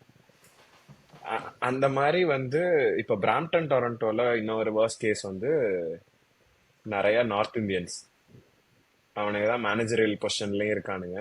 ஸோ அப்படியே அடுத்து பஞ்சாபி ஒருத்தன் வரான் அப்படின்னா அவனுக்கு அவனை அவனை அவன் ஏன் டெஸ்ட் பண்ணும்? அவன் ஏதாவது 2 வார்த்தை பேசியிருப்பான், சரி நம்ம அவ்வளவுதான். பையன் நல்லா வேலை அதான் பார்ப்பான், அவ்வளவுதான். நம்ம அவனுக்கு பையன் சார், வேலை அவ்வளவுதான். பார்க்கணும், அவனுக்கு வேலை பார்க்கணும். ஆமா ஒருத்தனாச்சு எவனா வேலை வாங்க முடியும் தான் பார்ப்பான். நம்ம தான் கொஞ்சம் ஒரு மாதிரி அதுங்களாச்சு கோவம் வந்தா டக்குன்னு ஏதாவது பேசிடுவோம். ஆமா நம்ம எல்லாத்தையும் எல்லாம் கேட்க மாட்டோம். ஆனா அவனுங்களுக்கு அது தெளிவா தெரியுது ப்ரோ. நான் அந்த ஆமா இதெல்லாம் டிஃபரன்ஸ் நோட்டீஸ் பண்ணேன். ரெஸ்டாரண்ட்ல வேலைக்கு எடுக்கிறதுக்கு நம்மனா கொஞ்சம் சீக்கு எப்பயாவது திடீர்னு பிரச்சனை பண்ணிடுவான், 2 மாசம் பார்ப்பான், 3வது மாசம் கத்திடுவான்ற மாதிரி. அவனுக்கு தான் என்ன ஆனாலும் ஹாஞ்சி அதான் போயிடுறானுங்க அந்த டாபிக்கே. அதுதான். இப்ப எனக்கு என்ன கொஸ்டின்னா லைக் இதுக்கு மேல லைக் கனடான்ல எந்த ஆல்மோஸ்ட் சிமிலர் சுச்சுவேஷன் தான் எல்லா அப்ராட்லயும் இருக்கு. ஸோ இதுக்கு மேல இந்த மாஸ்டர்ஸ் போய் படிச்சுட்டு மெயினாக அவங்க அப்ராட் போடுறதுக்கு ஒரே ரீசன் வந்து ஸ்டாண்டர்ட் ஆஃப் லிவிங் இன்க்ரீஸ் பண்ணணும், அதான் காரணம். சார் ஓகேங்களா? இப்போ இதுக்கு மேலே லைக் மாஸ்டர்ஸ் போய் படிச்சுட்டு அவங்களால உண்மையிலேயே அவங்க ஸ்டாண்டர்ட் ஆஃப் லிவிங் இன்க்ரீஸ் பண்ணுறது இல்லை லைக் இன்கம் இன்க்ரீஸ் பண்ணுறது கூட வச்சுக்கலாம். இன்கம் இன்க்ரீஸ் பண்ணுறது அது வந்து முடியும்னு நினைக்கிறீங்களா இல்லை எப்படி? கனடா நான் யாருக்குமே சஜஸ்ட் பண்ண மாட்டேன் ப்ரோ இப்ப இருக்க நிலைமைக்கு. லைக் எனக்கு தெரிஞ்சு ஐடி ஃபீல்டு தான். லைக் நீங்க நம்மளோட ஒரு முன்னாடி வீடியோல பேசின மாதிரி இந்தியா தான் இப்ப அதிகமா ஐடி வந்து ஹோல்ட் பண்ணியிருக்கு. லைக் கம்பெனிஸா இருக்கட்டும், ப்ராஜெக்டா இருக்கட்டும். கனடா அந்த வயசுல பார்த்தா நான் வந்தப்போ IT company like almost every company was doing okay good. Like started getting projects, everything was okay. But இப்போ ப்ராஜெக்ட்ஸே லைக் பெரிய பெரிய கம்பெனிஸ்ல எல்லாம் முடிஞ்சதுக்கு அப்புறம் நெக்ஸ்ட் ப்ராஜெக்ட் இல்லைன்னு லே ஆஃப் பண்றாங்க. லைக் ஐடி தான் அதிகமா இங்க வந்து நான் பார்த்த வரைக்கும் ஜாப் போஸ்டிங்கா இருக்கட்டும், லைக் நிறைய ஓப்பன் ஆப்பர்ச்சுனிட்டிஸ் இருந்துச்சு. அவங்களே எப்ப ஸ்ட்ரகிள் பண்றாங்கன்னு ஆயிருச்சோ, சிவில் எலக்ட்ரானிக்ஸா இருக்கட்டும், மெக்கானிக்கல் படிச்சுட்டு வர்றது, supply chain like anything related to logistics, project management. ஒரு கம்பெனில ப்ராஜெக்டே நடக்கலன்னா ப்ராஜெக்ட் மேனேஜ்மெண்ட் படிச்சு என்ன வேலை? எங்கேயுமே எடுக்க மாட்டானுங்க. ஸோ அந்த மாதிரி இப்போ இருக்கிறதுனால ஒரு லைக் பெட்டர் ட்ரூத் என்னன்னா ஸ்டாண்டர்ட் ஆஃப் லிவிங் வந்து கம்மி தான் ஆகும். அதுக்கு எனக்கு என்ன கேட்டா இந்தியால இங்க ஒரு பையன் இப்ப ரீசெண்டா வந்தான், ஒரு 4 months அவன் இந்தியாலே 80,000 சேலரி வாங்கிட்டு ஒரு 2 years ஒர்க் பண்ணியிருக்கான். நல்ல salary. 2 year like second year எண்ட்ல 80,000 இந்தியால வாங்கியிருந்தா நான் இங்க வந்திருக்கவே மாட்டேன் எனக்கு தெரிஞ்ச. அப்போ அந்த மாதிரி ஒரு மைண்ட் செட்ல இருந்தா அவன் ஸ்டாண்டர்ட் ஆஃப் லிவிங் ஏத்தணும்னு வந்துட்டு அவனுக்கு பார்ட் டைம் கிடைக்கலனே ஸ்ட்ரெஸ், அவனோட இன்கம் வரல அப்படின்னு அவன் நினைச்சிட்டு வந்தது. ஓகே ஸ்டூடெண்டா இருக்கிறப்ப நம்ம ஃபீஸ் எல்லாம் நம்மளே செகண்ட் இயர்லாம் பே பண்ணிடலாம், அடுத்து ஒர்க் போனதுக்கு அப்புறம் நம்மளோட லோன்லாம் இது பண்ணிடலாம், லைக் சீக்கிரமே வந்து ரீபே பண்ணிட்டு பிஆர் எடுத்துடணும், ஒரு நல்ல ஜாப் செட்டில் ஆகணும்னு இருந்தா. அவனுக்கு வந்த டோட்டல் பிளானும் ஒரு ஃபர்ஸ்ட் 2 monthsலயே கொலாப்ஸ் ஆயிருச்சு. இப்போ அவன் பார்ட் டைம் பண்ணிட்டு அவன் இப்போ அந்த லாஸ்ட் 3 months அவனுக்கு மிஸ் ஆயிருச்சுல. லைக் ஒரு இன்கம் ஃப்ளோவா இருக்கட்டும், அவனுக்கு ஒரு ஸ்டேபிள் ரூட்னு எதுவுமே இல்லை. அவன் அதை போய் திருப்பியும் ஓகே அதுக்கு போய் செட் ஆகணும், விட்டதெல்லாம் பிடிக்கணுன்றதுலயே அந்த ஸ்டூடெண்ட் லைஃபே விட்டுறானுங்க. எனக்கு அதை பார்த்தா கொஞ்சம் கஷ்டமா இருக்கு. அட்லீஸ்ட் ஜாப் மார்க்கெட் கஷ்டப்படுறாங்க, அதுக்கு தான் மெயினா ஃபோக்கஸ் பண்ணி வர்றது, படிக்கிறதும் ஜாப் மார்க்கெட்டும் இங்கெல்லாம் வருது. அது ரெண்டுக்குமே நம்ம ஸ்ட்ரகிள் ஆக போறோம்னு ஆயிடுச்சுன்னா எதுக்கு ப்ரோ கனடா வரணும்?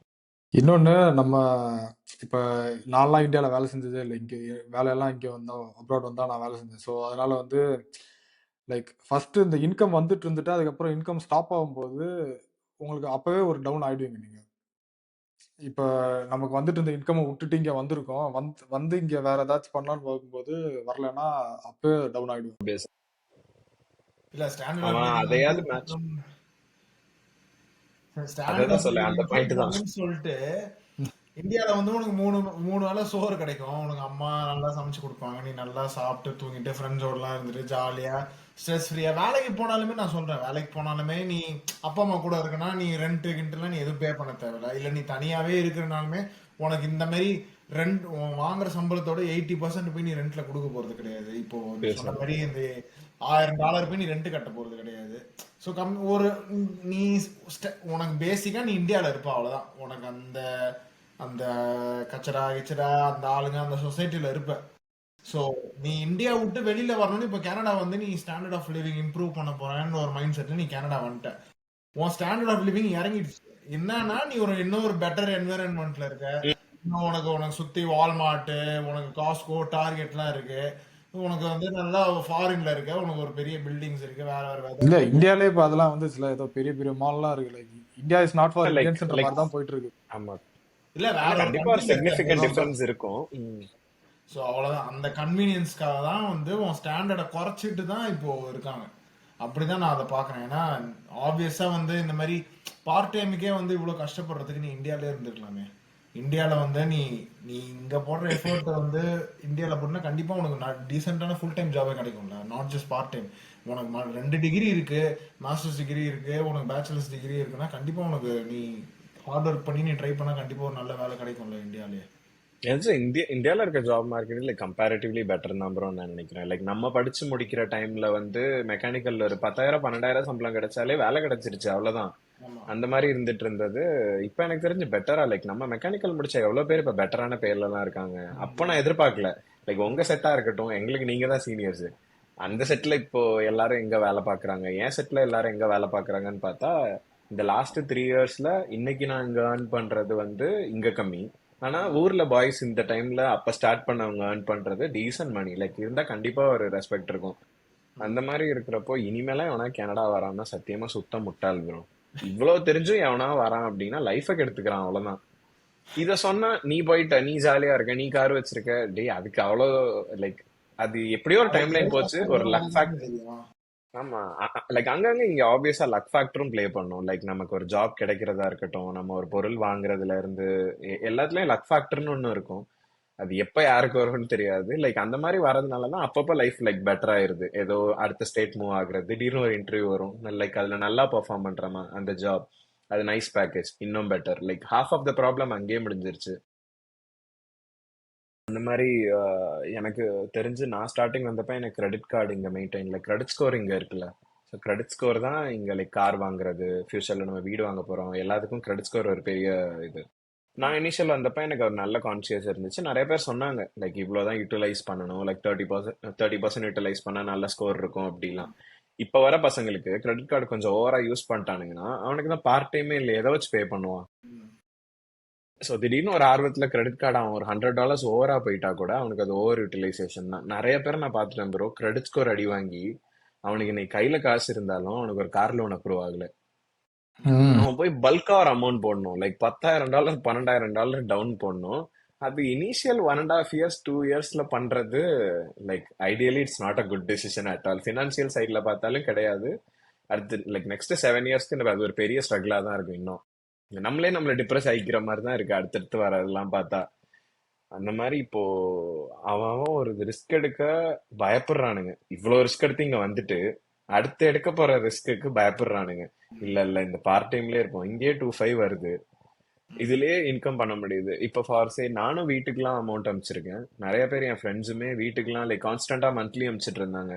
நீங்க சொன்ன மாதிரி தான் இங்கேயும். லைக் இப்போ இன்கம் வந்துகிட்டு இருந்து திடீர்னு கட் ஆயிருச்சுன்னா ஏகப்பட்டது பாதிக்க போகுது. ரெண்ட், நம்ம கார் லோனா இருக்கட்டும், வீட்டுக்கு அனுப்புற சப்போர்ட் மணி, இவ்வளோ பாதிக்கிறதுனால ஆப்வியஸா ப்ரோ லைக் 200% சிக்ஸ் கேரடா இருக்கானுங்க அவன். இப்ப நம்ம இருக்கிறத விட்டோம்னா என்ன ஆக போகுதுன்னு இந்த ரியாலிட்டி வந்து சொல்லவே ரொம்ப கஷ்டமா தான் இருக்கு. ஆனா இதுலதான் இந்த ஊர்ல வந்து I think 75% of the people. ம். இப்ப எனக்கு தெரிஞ்சவன் இங்க ஒரு மஸ்டாங்கும் வச்சிருக்கான். அவனோட லைஃப் டிஃப்ரெண்டா இருந்திருக்கலாம். லைக் அவனோட இனிஷியல் இயர்ஸ் இந்த அளவு ஸ்ட்ரகிள் இருந்திருக்காது. அவன் கண்டிப்பா மணி சேவ் பண்ணியிருப்பான். ஒரு ஒரு லைக் பெட்டரான பினான்சியல் ஸ்டேட்ல இருந்திருப்பான். அவன் வந்து 4 வருஷத்துல வச்சிருக்கான். எனக்கு 4 வருஷம் ஆயிடுச்சு அப்படின்னு பார்த்தா இந்த 4 வருஷம் அதே மாதிரி இல்ல. லைக் எல்லாமே worse இருக்கு. கோவிட்க்கு அப்புறம் ஜாப் மார்க்கெட் கம்ப்ளீட்டா அடி. இப்ப லாஜிஸ்டிக்ஸ்லாம் 20 பேர் இருந்து மூவ் ஆன ஒரு வேர் ஹவுஸ் வந்து அவனுக்கு அந்த அளவு ஆர்டர்ஸ் இல்ல. ஒரு 2 பேர் லே ஆஃப் பண்ணலாம். அவனுக்கு அந்த அளவு ப்ராஜெக்ட்ஸ் வரல. இன்னும் 2 பையரை கம்மி பண்ணலாம். இப்படி கம்மி பண்ணி இன்னைக்கு அவன் கம்பெனிலே 12 பேர் தான் இருக்கான் அப்படின்னா அவன்லாம் வேலையே விட மாட்டான் ப்ரோ.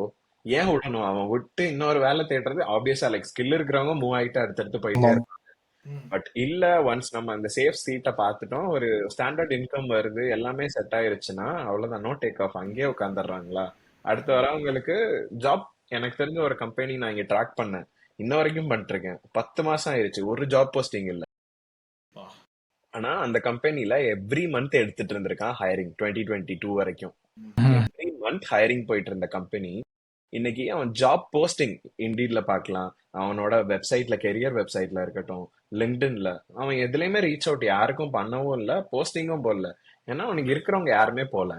இருக்கிறவங்க எல்லாம் அப்படியே அதே ஜாப்ல பார்த்துட்டு செட்டில் ஆயிட்டாங்க. அவனுக்கு அவன் பே இன்க்ரீஸ் பண்ணணும்னு கூட அவசியம் இல்லை இப்போ.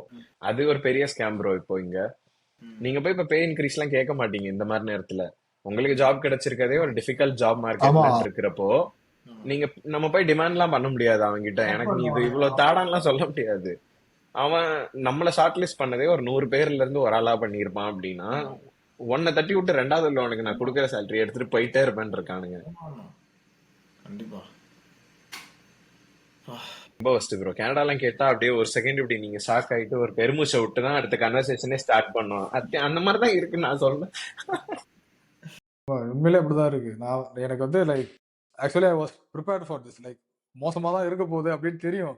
பட் இவ்வளவு மோசமா இருக்கும்னு நான் எதிர்பார்க்கல. இதுல எனக்கு முக்காவாசி இது நான் சொன்னதெல்லாம் என் கூட இருந்தவங்க, லைக் அட் சம் பாயிண்ட் என் கூட ரூம்மேட்ஸா இருந்தவங்களா இருக்கட்டும், ஒர்க்ல நான் கலீகா பார்த்தவங்க. இப்போ லைக் நான்லாம் வால்மார்ட்ல ஒரு 1.5 இயர் பார்ட் டைம் பண்ணேன். நான் இங்க பார்த்த வால்மார்ட்லாம் ஒரு 50% இந்தியன்ஸ் டாமினன்ஸ் தான். நீங்க என்ன டைம் ஆஃப் ஷிஃப்ட்ல போனாலும் 50% இந்தியன்ஸ் தான். நமக்கே ஏதோ அப்ராட்ல வேலை பார்க்குற ஃபீல்லாம் வராது ப்ரோ. டே மச்சான் அப்படின்னா ஒரு 2 பேருக்கு புரியும், 2 மலையாளி இருப்பான் அவனுக்கு புரியும். அந்த அளவுக்கு ரொம்ப கம்ஃபர்டபிள் ஆனோன்னு நாலு பேர் அவன் படிச்சோன்னே அதே ஜாப்ல இருந்துட்டு வேலை தேடலாம் அப்படின்றது ஒரு சிம்பிளான மைண்ட் செட் இந்த ஜாப் மார்க்கெட்டை பாக்குறப்போ. பிளஸ் இந்த இப்ப நான் இருக்கிற ஒரு சில கம்யூனிட்டிஸ்ல வந்து இந்த நான் சொன்னேன்ல ப்ரொவின்ஷியல் நாமினி ப்ரோக்ராம்னு ஒவ்வொரு ப்ராவின்ஸ்க்கும் ஒரு ப்ரோக்ராம் கொடுத்ததுனால அதுல வந்து அவனுக்கே தெரிஞ்சிருச்சு. இப்ப இங்க ஐடி கம்பெனிஸ் கிடையாது, இண்டஸ்ட்ரி பாத்தீங்கன்னா ஒரு 3 நாள் இருக்கு. எவ்வளவு பேருக்கு வேலை கிடைக்க போகுது? மத்த எல்லாமே retail like essentials.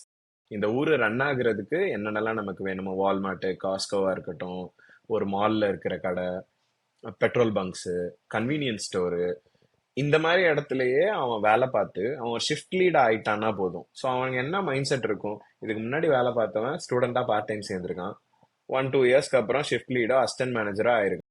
Assistant manager ஆனோடனே அவன் லைக் அந்த பிஆருக்கு வந்து குவாலிஃபை ஆயிட்டான். அல்டிமேட்டம் இங்க வந்தது ஸ்டூடெண்டா இருந்து ஒர்க் பெர்மிட் மாறி அடுத்து பெர்மனன்ட் ரெசிடென்ஸ் மாறணும். இப்போ நான் வந்த புதுசுலயே இந்த தாட் மாற ஆரம்பிச்சிச்சு. பெர்மனன்ட் ரெசிடென்ஸ்க்கு ஒரு ஜாப் கிடைக்கணும், அந்த ஜாப் வச்சு பெர்மனன்ட் ரெசிடென்ஸ் எடுக்கணும், எடுத்துட்டு நம்ம அப்புறம் போய் தேடலாம். நீங்க பிஆரா இருந்தா இங்க இங்க ஒரு சில லைக் இப்ப கெனடியன் நேஷனல் கம்பெனி இருக்கு, இந்த ரயில்வேஸ், ஒர்க் பெர்மிட்ல நீங்க என்ன அப்ளை பண்ணாலும் கிடைக்காது ப்ரோ.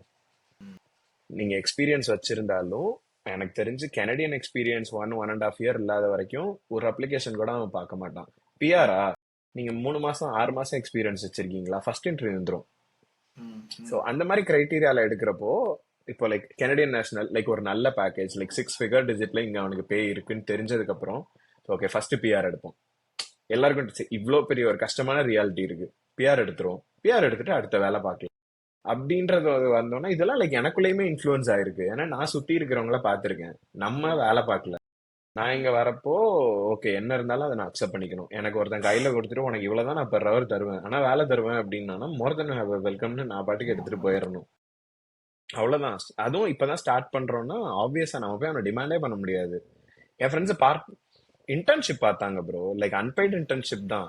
ம் அன்பெய்டு இன்டர்ன்ஷிப்ல ஓவர் டைம் போனாலும் சரி, சாட்டர்டே ஒர்க் பண்ணாலும் சரி, ஜீரோ பே. ம் அதுவும் இவ்வளோ இப்ப நான் சொன்ன எக்கனாமி இல்லாம நீங்க பார்த்துட்டு ஒருத்தன் ஜீரோ பேர்லயும் 8 to 5 வேலை பார்க்கணும் அப்படின்னா ரொம்ப ம் கஷ்டம். ம் எனக்கு தெரிஞ்சவங்க எல்லாம் 7 நாள் ஒரு 60, 70, 80 ஹவர்ஸ் மினிமம் 4 months வேலை பார்த்தாங்க. ஏன்னா அவங்களோட மெயின் ஜாப்ல பே கிடையாது. ஆனா அந்த இன்டர்ன்ஷிப் வேணும் அடுத்த ஃபுல் டைம் எடுக்கிறதுக்கு. அதுவுமே ஃபிங்கர்ஸ் கிராஸ்டு தான். அடுத்து அதை வச்சுட்டு மேபி லைக் ரெசியூம்ல ஒரு 4 months வெயிட்டேஜ் இருக்குன்னு ஒரு நம்பிக்கை. ஆனா இன்கம்க்கு என்ன பண்ணும்? இருக்கிற பார்ட் டைம்ல சாட்டர்டே, சண்டே, ஃப்ரைடே நைட்டு, அங்க காலையில முடிச்சுட்டு இங்க நைட்டு, பர்சனல் லைஃப் அவுட்டு, இங்கே அவுட்டு, பர்சனல் லைஃப், ஃபேமிலி கூட நம்ம ஹெல்த் டச்ல அவுட். இருக்கு, அது அவுட்டு. ஹெல்த் எல்லாம் ஃபர்ஸ்ட் வந்து 1 மாசத்துலயே ஹெல்த் அடி. ஆமா, நீங்க இப்ப உங்களுக்கு இன்கமே இல்ல, வெளில போய் ஒரு ரெஸ்டாரண்ட்ல 4 பேரோட சாப்பிடணும், ஒரு ஆளுக்கு 25-30 வருது அப்படின்னா யோசிப்பாங்க ப்ரோ ஆப்வியஸா. ம் ம் லைக் வேலையே இல்ல, நான் போய் ஏன் வெளியே போய் ஸ்பெண்ட் அந்த பண்ணணும்னு. சாப்பாடு சாப்பிட முடியாது அவனால. வந்து அந்த எக்ஸ்பீரியன்ஸ் ஸ்டூடெண்ட் லைஃப்ல அதையும் ப்ராப்பரா எடுத்துக்க முடியாது. ரொம்ப கஷ்டம் ப்ரோ. அது பார்த்தா எனக்கெல்லாம் என்ன சொல்றதுன்னே தெரியல. வேலை கிடைச்ச ரொம்ப வரைக்கும் ரொம்ப சந்தோஷம்னு பாவமா சொல்லிட்டு இருக்கு. தான் நல்லா ரொம்ப இருக்கேன். ரொம்ப ப்ரோ கஷ்டமா எனக்கு இருக்கு. 9 months ஆச்சு ப்ரோ வேலை கிடைக்க. நான் லாஸ்ட் ஆகஸ்ட் பாஸ்ட் அவுட் ஆனேன். ஒரு 2 months ஜாப் அதுக்கப்புறம் தேடினேன். ரொம்ப வர்ஸா இருந்துச்சு. வின்டர் இங்க ஸ்டார்ட் ஆயிருச்சு ஒரு அக்டோபர் நவம்பர்லயே. ரொம்ப லைக் அது ஒரு ஃப்ரீசிங் பீரியட் மாதிரி தான் டிசம்பர், ஜான், ஃபெப்ரவரிலாம். ம் ஜாப் போஸ்டிங்ஸே இல்லை லிட்ரலா. லைக் ஒரு 20-30 ஆவரேஜ்ல டெய்லி நியூ போஸ்டிங் பாக்குறீங்கன்னா 5-6 இருக்கு. ம் அதை நம்ம ஒரு செகண்ட் டே, தேர்ட் டேல தான் நீங்க அந்த போஸ்டிங் பாக்குறீங்கன்னா, ஒரு நமக்கு முன்னாடி ஒரு 50 அப்ளிகன்ட் இருக்கான் அப்படின்னா, நான் போய் அந்த லிங்க்டின் பிரீமியம் போட்டு அப்ளிகன்ஸோட இது இருக்குமே லிங்க்டின் பிரீமியம்ல, ஆமா ஆமா. என்ட்ரி லெவல் அப்ளிகன்ஸ் எவ்வளோ பேரு, மிட் லெவல் எவ்வளோ, லைக் இன்டர்மீடியட் எவ்வளோ, சீனியர் லெவல் எவ்வளோ. நான் ஒரு என்ட்ரி லெவல் வேரோஸ் அசோசியேட் ப்ரோ. எவ்வளோ காமனா சவுண்ட் ஆகுது லைக் அந்த ஜாப், லைக் அந்த டியர். அப்ளை பண்ண போறேன். 56% என்ட்ரி லெவல் அப்ளிகன்ட், அதுல ம் 30% இன்டர்மீடியட், 15% மேனேஜரியல் லெவலாம். மேனேஜர் வந்து வேர்ஹவுஸ் அசோசியேட்டுக்கு வந்து என் கூட கம்பீட் பண்ணானா, நான் ஹைரிங் மேனேஜரா இருந்தா வயசா யாருக்கு எக்ஸ்பீரியன்ஸ் இருக்கு அவனை வச்சு வேலை வாங்கலாம்னா அவனை தான் சூஸ் பண்ணுவேன். இந்த சரி இந்த பையனுக்கு நம்ம எக்ஸ்பீரியன்ஸ் கொடுத்து சரி இவனை எடுத்து கொடுப்போம், இவன் ஜீரோல இருக்கான், இவனை வளர்ப்போம்லாம் எவனுமே யோசிக்க மாட்டான். நார்த் இந்தியன் டாமினன்ஸ் இங்க மெயினா இருக்கிறதுக்கு ஒரு ரீசன், அவன் ஏர்லியா அவனோட முன்னாடியே வந்துட்டானுங்க ப்ரோ. நம்மலாம் இப்பதான் வர ஆரம்பிச்சிருக்கோம் இங்க. ம் ம் அவனுங்க ஒரு 20-30 இயர்ஸ் முன்னாடி இங்க வந்து ஃபேமிலி தெரிஞ்சவன், மாமா, அண்ணன் அவ்வளவு பேர் இருக்கானுங்களா. ம் அவனுங்களாம் ஆல்ரெடி ஒரு மேனேஜரியல் பொசிஷன்ல போயிட்டானுங்க. எல்லாமே கஷ்டப்பட்டு தான் வந்திருப்பானுங்க, அது எதுவும் தப்பாலாம் இல்ல. பட் ம். அவன் பார்த்தான்னா, இப்ப நம்ம வரோம், உங்களுக்கு ஒரு தமிழ்காரன் வந்து ரெஸ்யூம் கொடுத்தானா அவனை தானே ரெஃபர் பண்ணுவோம். கண்டிப்பா அந்த அந்த ஃபேமிலி அந்த ரெஃபரல், உனக்கு அந்த ஃபேமிலி செட்டப் ஆல்ரெடி ஒன்று இருக்கு. மாமா, அண்ணன், தம்பி, யாராவது ஒருத்தங்க, ஐ மீன் லைக் ஃபேமிலியில யாராவது ஒருத்தங்க இருக்காங்க உனக்கு கொஞ்சம் கரியர் வைஸ் உனக்கு ஹெல்ப் பண்றதுக்கு. இப்போ சப்போஸ் உனக்கு நாளைக்கு வேலை போச்சுன்னா கூட ஸ்டே பண்ண வைக்கிறதுக்கு வீடு, ஆமா, சாப்பாடு போறதுக்கு ஒரு ஆள் இருந்தாலே அது ஒரு ஒரு லக்ஸுரி தானே அது. அது ம்ஹ்ம். எல்லாருக்கும் ஆப்ஷன் கிடையாதுல்ல, எல்லாருக்குமே அது கிடைக்கிறது கிடையாதுல்ல. அது கிடைச்சா கண்டிப்பா ரொம்ப நல்ல விஷயம் தான், நான் இல்லைன்னு சொல்ல. பட் அது எல்லாருக்குமே அது கிடைக்கிறது கிடையாது அந்த கண்டிப்பா. லக்ஸரி. இருக்கிற வரைக்கும் நம்ம கிரேட்ஃபுல்லா இருந்த வேண்டியதான். ஃபேமிலி மெம்பர் அவ்வளவுதான். எல்லாரும் இருக்காங்க. அந்த ஒரு வார்த்தையில தான் ப்ரோ நான் ஒரு கடைசி 2 வருஷம் ஓட்டியிருக்கேன். கிடைக்கிறதெல்லாம் ஓகே கிரேட்ஃபுல்.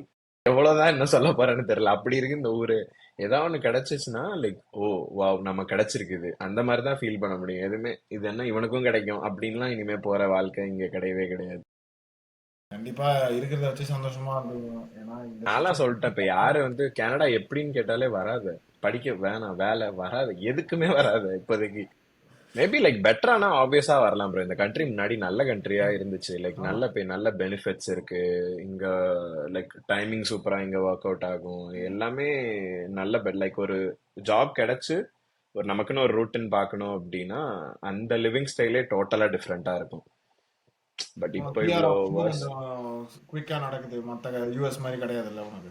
ஆமா So ஆமா. அதெல்லாம் ப்ளஸ் ஆமா, லைக் இங்க ஸ்டே பண்ணிடலாம் நீங்க ஒரு 50-40 thousand, லைக் 50-40 lakhs போட்டு இங்க வந்துட்டு திருப்பியும் நம்ம ஸ்டே பண்ணி அந்த அமௌண்ட்டை நம்ம மென் பண்ணணுன்ற ஒரு ஐடியாலஜி இருந்துச்சு அப்படின்னா யூஎஸ்ல ஸ்டே பண்றதே டிஃபிகல்ட்டா இருக்கு. இங்க இருந்தா கண்டிப்பா ஸ்டே பண்ணலாம். அதுக்கு any any any job like அந்த மாதிரி ஒரு ஒரு நல்ல கேட்டகரி ஜாப். இப்போ எனக்கு தெரிஞ்சவங்க சேல்ஸ்ல வேலை பார்க்குறாங்க. ஃப்ரண்ட் டெஸ்க்லாம் வந்து இங்க கேட்டகரி அது என்னன்னு எனக்கு தெரியல இன்ன வரைக்கும். எனக்கு அந்த கான்செப்ட் புரியல. கஸ்டமர் சர்வீஸ் எல்லாமே இங்க வந்து Tier 2 ஜாப். கஸ்டமர் சர்வீஸ் வேலை எடுத்துறானுங்க. என் ஃப்ரெண்ட்லாம் சப்ளை செயின் படிச்சிருக்கான், ப்ராஜெக்ட் மேனேஜ்மெண்ட் படிச்சிருக்கான். ஊர்ல இருந்து இந்த கோர்ஸ் அவன் எப்படி நினைச்சிட்டு வந்திருப்பான். வேற மாதிரி நம்ம அடிச்சு நொறுக்கிடுவோம், வேற வேற ஃபீல்டு இருக்கும் நமக்கு, டைவர்ஸ் ஆப்ஷன் இருக்கும் அப்படின்னு நினைச்சிட்டு வந்துட்டு அப்படின்னு வந்துட்டு சேல்ஸ் அசோசியேட் ஒரு மொபைல் கம்பெனில, ஏன்னா அது டியர் 2 ஜாப்னு 1 இயரா பண்ணிட்டு இருக்கான் ப்ரோ. சைட் பை சைட் ஜாபும் அப்ளை பண்ணிட்டு இருக்கான். எதுவுமே கிடைக்கல இன்ன வரைக்கும். 1 இயர் ஆயிடுச்சு அவனுக்கு. ஆனா இருக்கிற ஜாப்லயே அந்த towards like permanent resident towards points வந்து கால்குலேட் ஆகுது ஒரு லைக் கரெக்டா. ஸோ இன்னும் ஒரு 1 இயர் ஒர்க் பண்ணனா அவன் எலிஜிபிள். ம். ஸோ அவன் இப்போ ரிஸ்க் எடுத்து இன்னொரு வேலை தேடுவானா, இல்ல இந்த டியர்லயே இருப்பானா, அவனுக்கு 24 நேரமும் இந்த தாட் மட்டும் தான் இருக்கும் வாழ்க்கையில. ம். இதோட தான் அவன் மூவ் ஆயிட்டே இருக்கணும் எவ்ரிடே. அதெல்லாம் ரொம்ப கஷ்டம் வந்துருவானா. நான்லாம் செத்துட்டேன் ஒரு 8 மாசம். இந்தியா வந்துட்டேன், முடியல என்னால. எனக்கெல்லாம் ஒரு மென்டல் பிரேக் வேணும் அப்படின்னு ஒரு 3 மாசம் ஜாப் தேடிட்டு இந்தியா ஒரு 1 மந்த் வெக்கேஷன் வந்துட்டு எல்லாரையும் பசங்க எல்லாம் பார்த்துட்டு கொஞ்சம் ரிலாக்ஸ் பண்ணிட்டு. எனக்கெல்லாம் ரிலேஷன்ஷிப் வேற லாங் டிஸ்டன்ஸ், அதையும் நான் மேனேஜ் பண்ணணும், ஃபினான்ஷியல் இருக்கு, இவ்வளோ பார்த்துட்டு ஒரு 1 மந்த் பிரேக் எடுத்துட்டு வந்து ஒரு 2 மந்த்ஸ் அப்ளை பண்ணேன். லைக் தேங்க்ஃபுல்லி ஒரு 2 மந்த்ஸ்ல ஜாப் நான் இருந்த ஊர்லயே கிடைச்சிருச்சு. ம். அப்புறம் நான் ஃபுல் ஓப்பன் ஆயிட்டேன் ப்ரோ. இங்க இருந்து கால்கரி 3000 கிலோமீட்டர்ஸ் அந்த ப்ராவின்ஸ். ம். டெய்லி அப்ளை பண்ணுவேன். ம். அங்க கிடைச்சாலும் போயிடலாம். கார் எடுத்துட்டு 4 பெட்டியை தூக்கி போட்டு கிளம்பிடலாம். அவ்வளவுதான். எந்த ஊரா இருந்தாலும் கிளம்பி இருந்துடலாம். இவ்வளவு நாள் பசங்க கூடயே வாழ்க்கை சுத்திட்டு ம். தனியா தான் ஒரு ஊர்ல போய் எங்கேயோ போய் ஒரு ரிமோட் லொகேஷன்ல கூட நீ கஷ்டப்படணும் அப்படின்னா டோட்டலி ஃபைன். அந்த மைண்ட் செட்க்கு ரெடி ஆயாச்சு. ஆமா ஆமா ஆமா. கண்டிப்பா அந்த மாதிரி இருந்தா மட்டும்தான் நீ சர்வைவ் ஆக முடியும் இந்த மாதிரி. ஆமா ஆமா, சர்வைவல் ஆஃப் த ஃபிட்டஸ்ட் வந்து எனக்கு தெரிஞ்சு கனடா தான் நம்பர் 1. நான் விட்டு கொடுக்க மாட்டேன். இப்ப அந்த மாதிரி இருக்கு இந்த ஊரு. 100% நாங்க சொன்னதெல்லாம் we take it back. 100% Canada தான். நீ சொல்ற நிலைமெல்லாம் பார்த்தாலே ரொம்ப மோசமா இருக்கு. இந்த மாதிரி நிலைமைலாம் வந்து we don't deserve obviously bro. this like situation. இவ்வளோ எஃபோர்ட் போட்டு லைக் எல்லாருமே வந்து தான் லைஃபை வெறும் சும்மா லைக் அப்கிரேட் பண்ணிக்கலாம்னு சும்மா மணியை பிளைண்டாலாம் போட்டு இங்க வரல. பாதி பேருக்கு ஒரு லைக் ஒரு கோல் இருக்கும், ட்ரீம் இருக்கும் அப்படின்னு வந்திருப்பாங்க. அந்த மாதிரிலாம் வந்துட்டு இந்த மாதிரி ப்ராப்ளம்ஸ்லாம் பார்த்தா அவ்வளோதான், கோயிங் பேக் டு இந்தியான்னு பாதி பேர் கிளம்பிடுவான்னு நினைக்கிறேன். இப்போ எனக்கு தெரிஞ்சு ப்ரோ நிறைய பேர் ராப் பண்ணிட்டு கிளம்புறானுங்க. பிஆர் எலிஜிபிள் ஆக முடியல, வேலை ப்ராப்பரான டியர் ஜாப் கிடைக்கல. இப்போ நான் சொன்னதெல்லாம் வந்து சக்சீட் ஆகுறதுக்கான பாத். ம். இப்போ இது வந்து எல்லாருக்குமே எல்லாம் கிடைக்கல. ஒரு சில பேருக்கு வந்து அசோசியேட்டா வேலை பார்க்குறான். இப்போ லைக் கிளர்க்கா இருக்கிறதுலாம் டியர் 4 வரும். டியர் 4லாம் எலிஜிபிளே கிடையாது. ம். ம். நான் ஒரு ஒரு ஒரு 2 தமிழ் பசங்க பார்த்தேன் ப்ரோ. ஓகே. 2 வருஷம் ஒரு வேலை பார்த்துருக்கான் அது டியர்னு நம்பி. 2 வருஷம் முடிஞ்சதுக்கு அப்புறம் தான் அவனுக்கு தெரியுதான் அது வந்து கேட்டகரியிலே வரல. அதனால அவனுக்கு பாயிண்ட்ஸே வராது, அவனால எந்த பிஆரும் எடுக்க முடியாதுன்னு. அவன்லாம் 5வது வருஷம் முடிஞ்சதுக்கு அப்புறம் இந்தியா. யோசிச்சு பாருங்க ப்ரோ, திருப்பியும்லாம் இந்தியா போயிட்டுலாம் அத்தாடி ரொம்ப கஷ்டம். இல்ல நிறைய பேர் இப்போ அதுக்கும் ரெடியா இருக்காங்க. நான் ஆமா ஆமா, கனடாலும் சரி நிறைய பேர் வந்து பரவாயில்ல இந்தியாவே போயிடலாம், இந்தியாவே பெட்டர்ன்ற ஒரு ஆப்ஷன் இப்போ நிறைய பேருக்கு இருக்கு. ஸோ அவங்கள நான் பிளேமும் பண்ண மாட்டேன். ஏன்னா கண்டிப்பா இந்த ஊர்ல வந்து கொஞ்சம் கஷ்டம்தான். சக்சீட் ஆனா well and good, like more then happy for you. ஏன்னா கண்டிப்பா ஒரு நல்ல ஒரு குவாலிட்டி ஆஃப் லைஃப் எல்லாமே இருக்கு உனக்கு. பட் சப்போஸ் உனக்கு அது எல்லாருக்குமே அது ஒர்க் அவுட் ஆகணும்னு அவசியம் இல்லை. ஸோ உனக்கு உன் விதி, நீ இந்தியாவில் சக்ஸஸ்ஃபுல்லாக இருப்பானு நீ இந்தியாவில் சக்ஸஸ்ஃபுல்லாக இருப்பாரு. At the end of the day உனக்கு பர்சனலாக உன் லைஃப்க்கு எது பெட்டர்ன்னு நீ பார்க்கணும். ஸோ அது எங்கே இருந்தா என்ன, இந்தியாவாக இருந்தா என்ன, கனடாவாக இருந்தா இங்கே என்ன, லைக் சந்தோஷமா கண்டிப்பா திருப்பி இந்தியா போறாங்கன்னா அவங்க ஜீரோலாம் கிடையாது. லைக் ஒரு மாஸ்டர்ஸ் முடிச்சிருக்காங்க, அப்ராட் எக்ஸ்பீரியன்ஸ் இருக்கு, like some kind of job experience இருக்குன்றதுனால ஈஸியா கம்பீட் பண்ணிடலாம் அகைன் போயிட்டு. பட் ஸ்டில் அங்க இருக்கிறவனுக்குலாம் பதில் சொல்லணுமே. இந்த ஊர்ல அப்படி சொல்ல தேவையில்ல. அங்க இருந்து இங்க வந்துட்டோம்னா எவனையும் நம்ம மதிக்க தேவையில்ல, நம்ம பாட்டுக்கு தனியா நம்ம வேலையை பார்த்துட்டு போயிட்டே இருக்கலாம். திருப்பி இந்தியா போறோம்னா நம்ம சொந்தக்காரனுங்க இருக்கானுங்க, முன்னாடி காலேஜ் படிச்சவனுங்க, இவனுங்கள்ட்ட எல்லாம் போயிட்டு சொல்லிட்டு இருக்கணும்னு யோசிச்சாலே அவன் டென்ஷன் ஆவான்ல, என்னடா இது அப்படின்னு. கல்ஃப் கிளம்புறானுங்க ப்ரோ. எனக்கு தெரிஞ்ச ஒரு 2 பேர் கல்ஃப் 5 வருஷம் முடிச்சுட்டு இந்த எக்ஸ்பீரியன்ஸ் ஒரு 2 வருஷம் எக்ஸ்பீரியன்ஸ் கொண்டே கல்ஃப்ல போட்டு நான் வேலை எடுத்துக்கிறேன்னு கிளம்புறானுங்க. ஐயோ. இதெல்லாம் தெரிஞ்சிருந்தா நான் வந்த வருஷத்திலே பேக் அடிச்சுட்டு வேற ஏதாவது இந்த இப்போ மாதவா என் ஃப்ரெண்டு, உங்களுக்கு தெரியும்ல மாதவா, கனடா அவனே உஷாராயிட்டு கனடாலாம் வேணாம்னு அயர்லாந்து கிளம்பி போயிட்டான். அயர்லாண்டு நல்ல விஷயம் தான். அந்த மாதிரி வேற ஏதாவது ஊர்ல போயிட்டு அது இருக்கட்டும் அப்படின்னு. ஸோ கண்டிப்பா இந்த எபிசோடுக்கு ஒரு ஒரு பார்ட் 2வும் இருக்கு. ஸோ நம்ம வந்து இப்போ ஸ்ட்ரகிள்ஸ் எல்லாமே நம்ம பேசிட்டோம். பட் நம்ம ஆளுங்க எக்ஸ்ப்ளாய்ட் பண்றது இன்னொரு சைடு இருக்கு. ஸோ கனடா வந்து நம்ம ஆளுங்க நிறைய எக்ஸ்ப்ளாய்ட் பண்ணியிருக்கானுங்க. நான் ஜஸ்ட் ஒரு சிம்பிள் எக்ஸாம்பிள் சொல்கிறேன். இதை வந்து நான் ட்விட்டரில் தான் பார்த்தேன். ஸோ கனடாவில் வந்து நிறையா அந்த டார்க் சைடு ஆஃப் ட்விட்டர் இருக்குது, உனக்கே தெரிஞ்சிருக்கும். ஸோ அந்த ரேசிசம் அதெல்லாம் பேசுவாங்கள்ல. ஸோ டார்க் சைடு ஆஃப் ட்விட்டரில் வந்து நான் ஒரு வாட்டி நான் தெரியாமல் மாட்டிட்டு, அப்போ நான் அந்த ரிலேட்டட் போஸ்ட் காமெண்ட்ஸ்லாம் நான் பார்க்கும்போது நிறைய பேர் வந்து இந்தியன்ஸை வந்து த shit everywhere, so they take a shit everywhere அப்படின்ற மாதிரிலாம் நிறைய சொல்லியிருந்தாங்க. ஸோ இது எதனால் இது சொல்கிறாங்கன்னு நான் இன்னும் கொஞ்சம் நான் டீப்பாக டிக் பண்ணி பார்க்கும்போது இது என்ன தெரிஞ்சதுன்னா, கனடாவில் வந்து நிறைய பீச்சஸில் பப்ளிக் பிளேசஸ்லாம் வந்து நம்ம ஆளுங்க போய் வந்து ஆகி போகிறது, ஒன்று கடிக்கிறது, இந்த மாதிரிலாம் பண்ணிட்டு இருக்காங்க. ஸோ பப்ளிக் பிளேஸில் வந்து அது ஃபோட்டோஸோடு போட்டிருக்காங்க நிறைய பேர். ஸோ கனடாவில் வந்து இது ரொம்ப காமனாக நடக்குது அப்படின்ற மாதிரி ஒரு அலிகேஷன் இருக்குது. அதேமாரி பப்ளிக் பிளேஸில் யூரினேட் பண்ணுறதே வந்து ஒரு வீடியோவும் வந்துருந்துச்சு. ஒரு ஏதோ எந்த ஊருக்காரங்க, நம்ம ஊர் தான், எந்த ஸ்டேட் என்னன்னு தெரியல, ஒரு பஸ் எங்கே ஏதோ ட்ரிப்பு போயிட்டு வரானுங்க போல், அப்படியே நிப்பாட்டி நம்ம ஊரில் இப்போ இந்த ஈசிஆர் ரோட்லலாம் அடிப்பானுங்கள்ல, அதேமாரி வந்து கனடாவில் வந்து ஏதோ ஒரு ஹைவேஸில் வந்து மரத்துக்கு மேலே அடிச்சிட்டு இருக்காங்க ஒரு 10-20 பேர் அப்படிலாம் என்னன்னு. ஸோ இது ஒரு வீடியோவும் வந்துச்சு. ஸோ அந்த மாதிரி நிறைய இருக்குது, நாட் ஜஸ்ட் தீஸ். ஸோ நிறைய இருக்குது, நீயும் நிறைய பார்த்துருப்ப. ஸோ இந்த நம்ம ஆளுங்க, அதாவது இந்தியன்ஸ் பேசிக்கலி வந்து கனடாவை எந்த அளவுக்கு எக்ஸ்ப்ளாய்ட் பண்ணியிருக்கானுங்க. இப்போ நம்ம ஸ்கேம்ஸ் அதெல்லாம் கவர் பண்ணோம், பட் டிஸ்கஸ்டிங்கான நிறைய விஷயங்கள் இருக்கு. இப்போ ப்ரொட்டஸ்ட் பண்றது ஆமா நம்ம ஆமா. பார்த்தோம். அந்த மாதிரி ரொம்ப நம்ம பார்த்தாலே நமக்கே அருவருப்பா இருக்கு, என்னடா இது, ஏன்டா நம்ம மானது. ஏன்னா இப்போ இவனுங்க பண்றதால இப்போ நாளைக்கு நம்மளுமே அந்த மாதிரி தானே ஒரு கண்ட்ரியா தானே அவங்க ஃப்ரேம் பண்ணுவாங்க. ஸோ இந்தியன்ஸ் எல்லாருமே இப்படிதான். இப்போ நாளைக்கு நம்ம ஒரு இடத்துக்கு போனாலும் நம்மளுமே அப்படிதானே தப்பான நோக்கத்தோட தானே பார்ப்பாங்க. ஸோ இந்த டார்க் சைடு, இந்த எக்ஸ்ப்ளாய்டேஷன் பத்தி ஒரு எபிசோட் போடணும், அது நெக்ஸ்ட் எபிசோட் போடுவோம். ஸோ கண்டிப்பா இதனால குவாலிஃபைடா இருக்கிறவங்களும் அடி வாங்கிடுவாங்க. அது மாதிரிதான் இங்க ரியாலிட்டி நிறைய நடக்குது.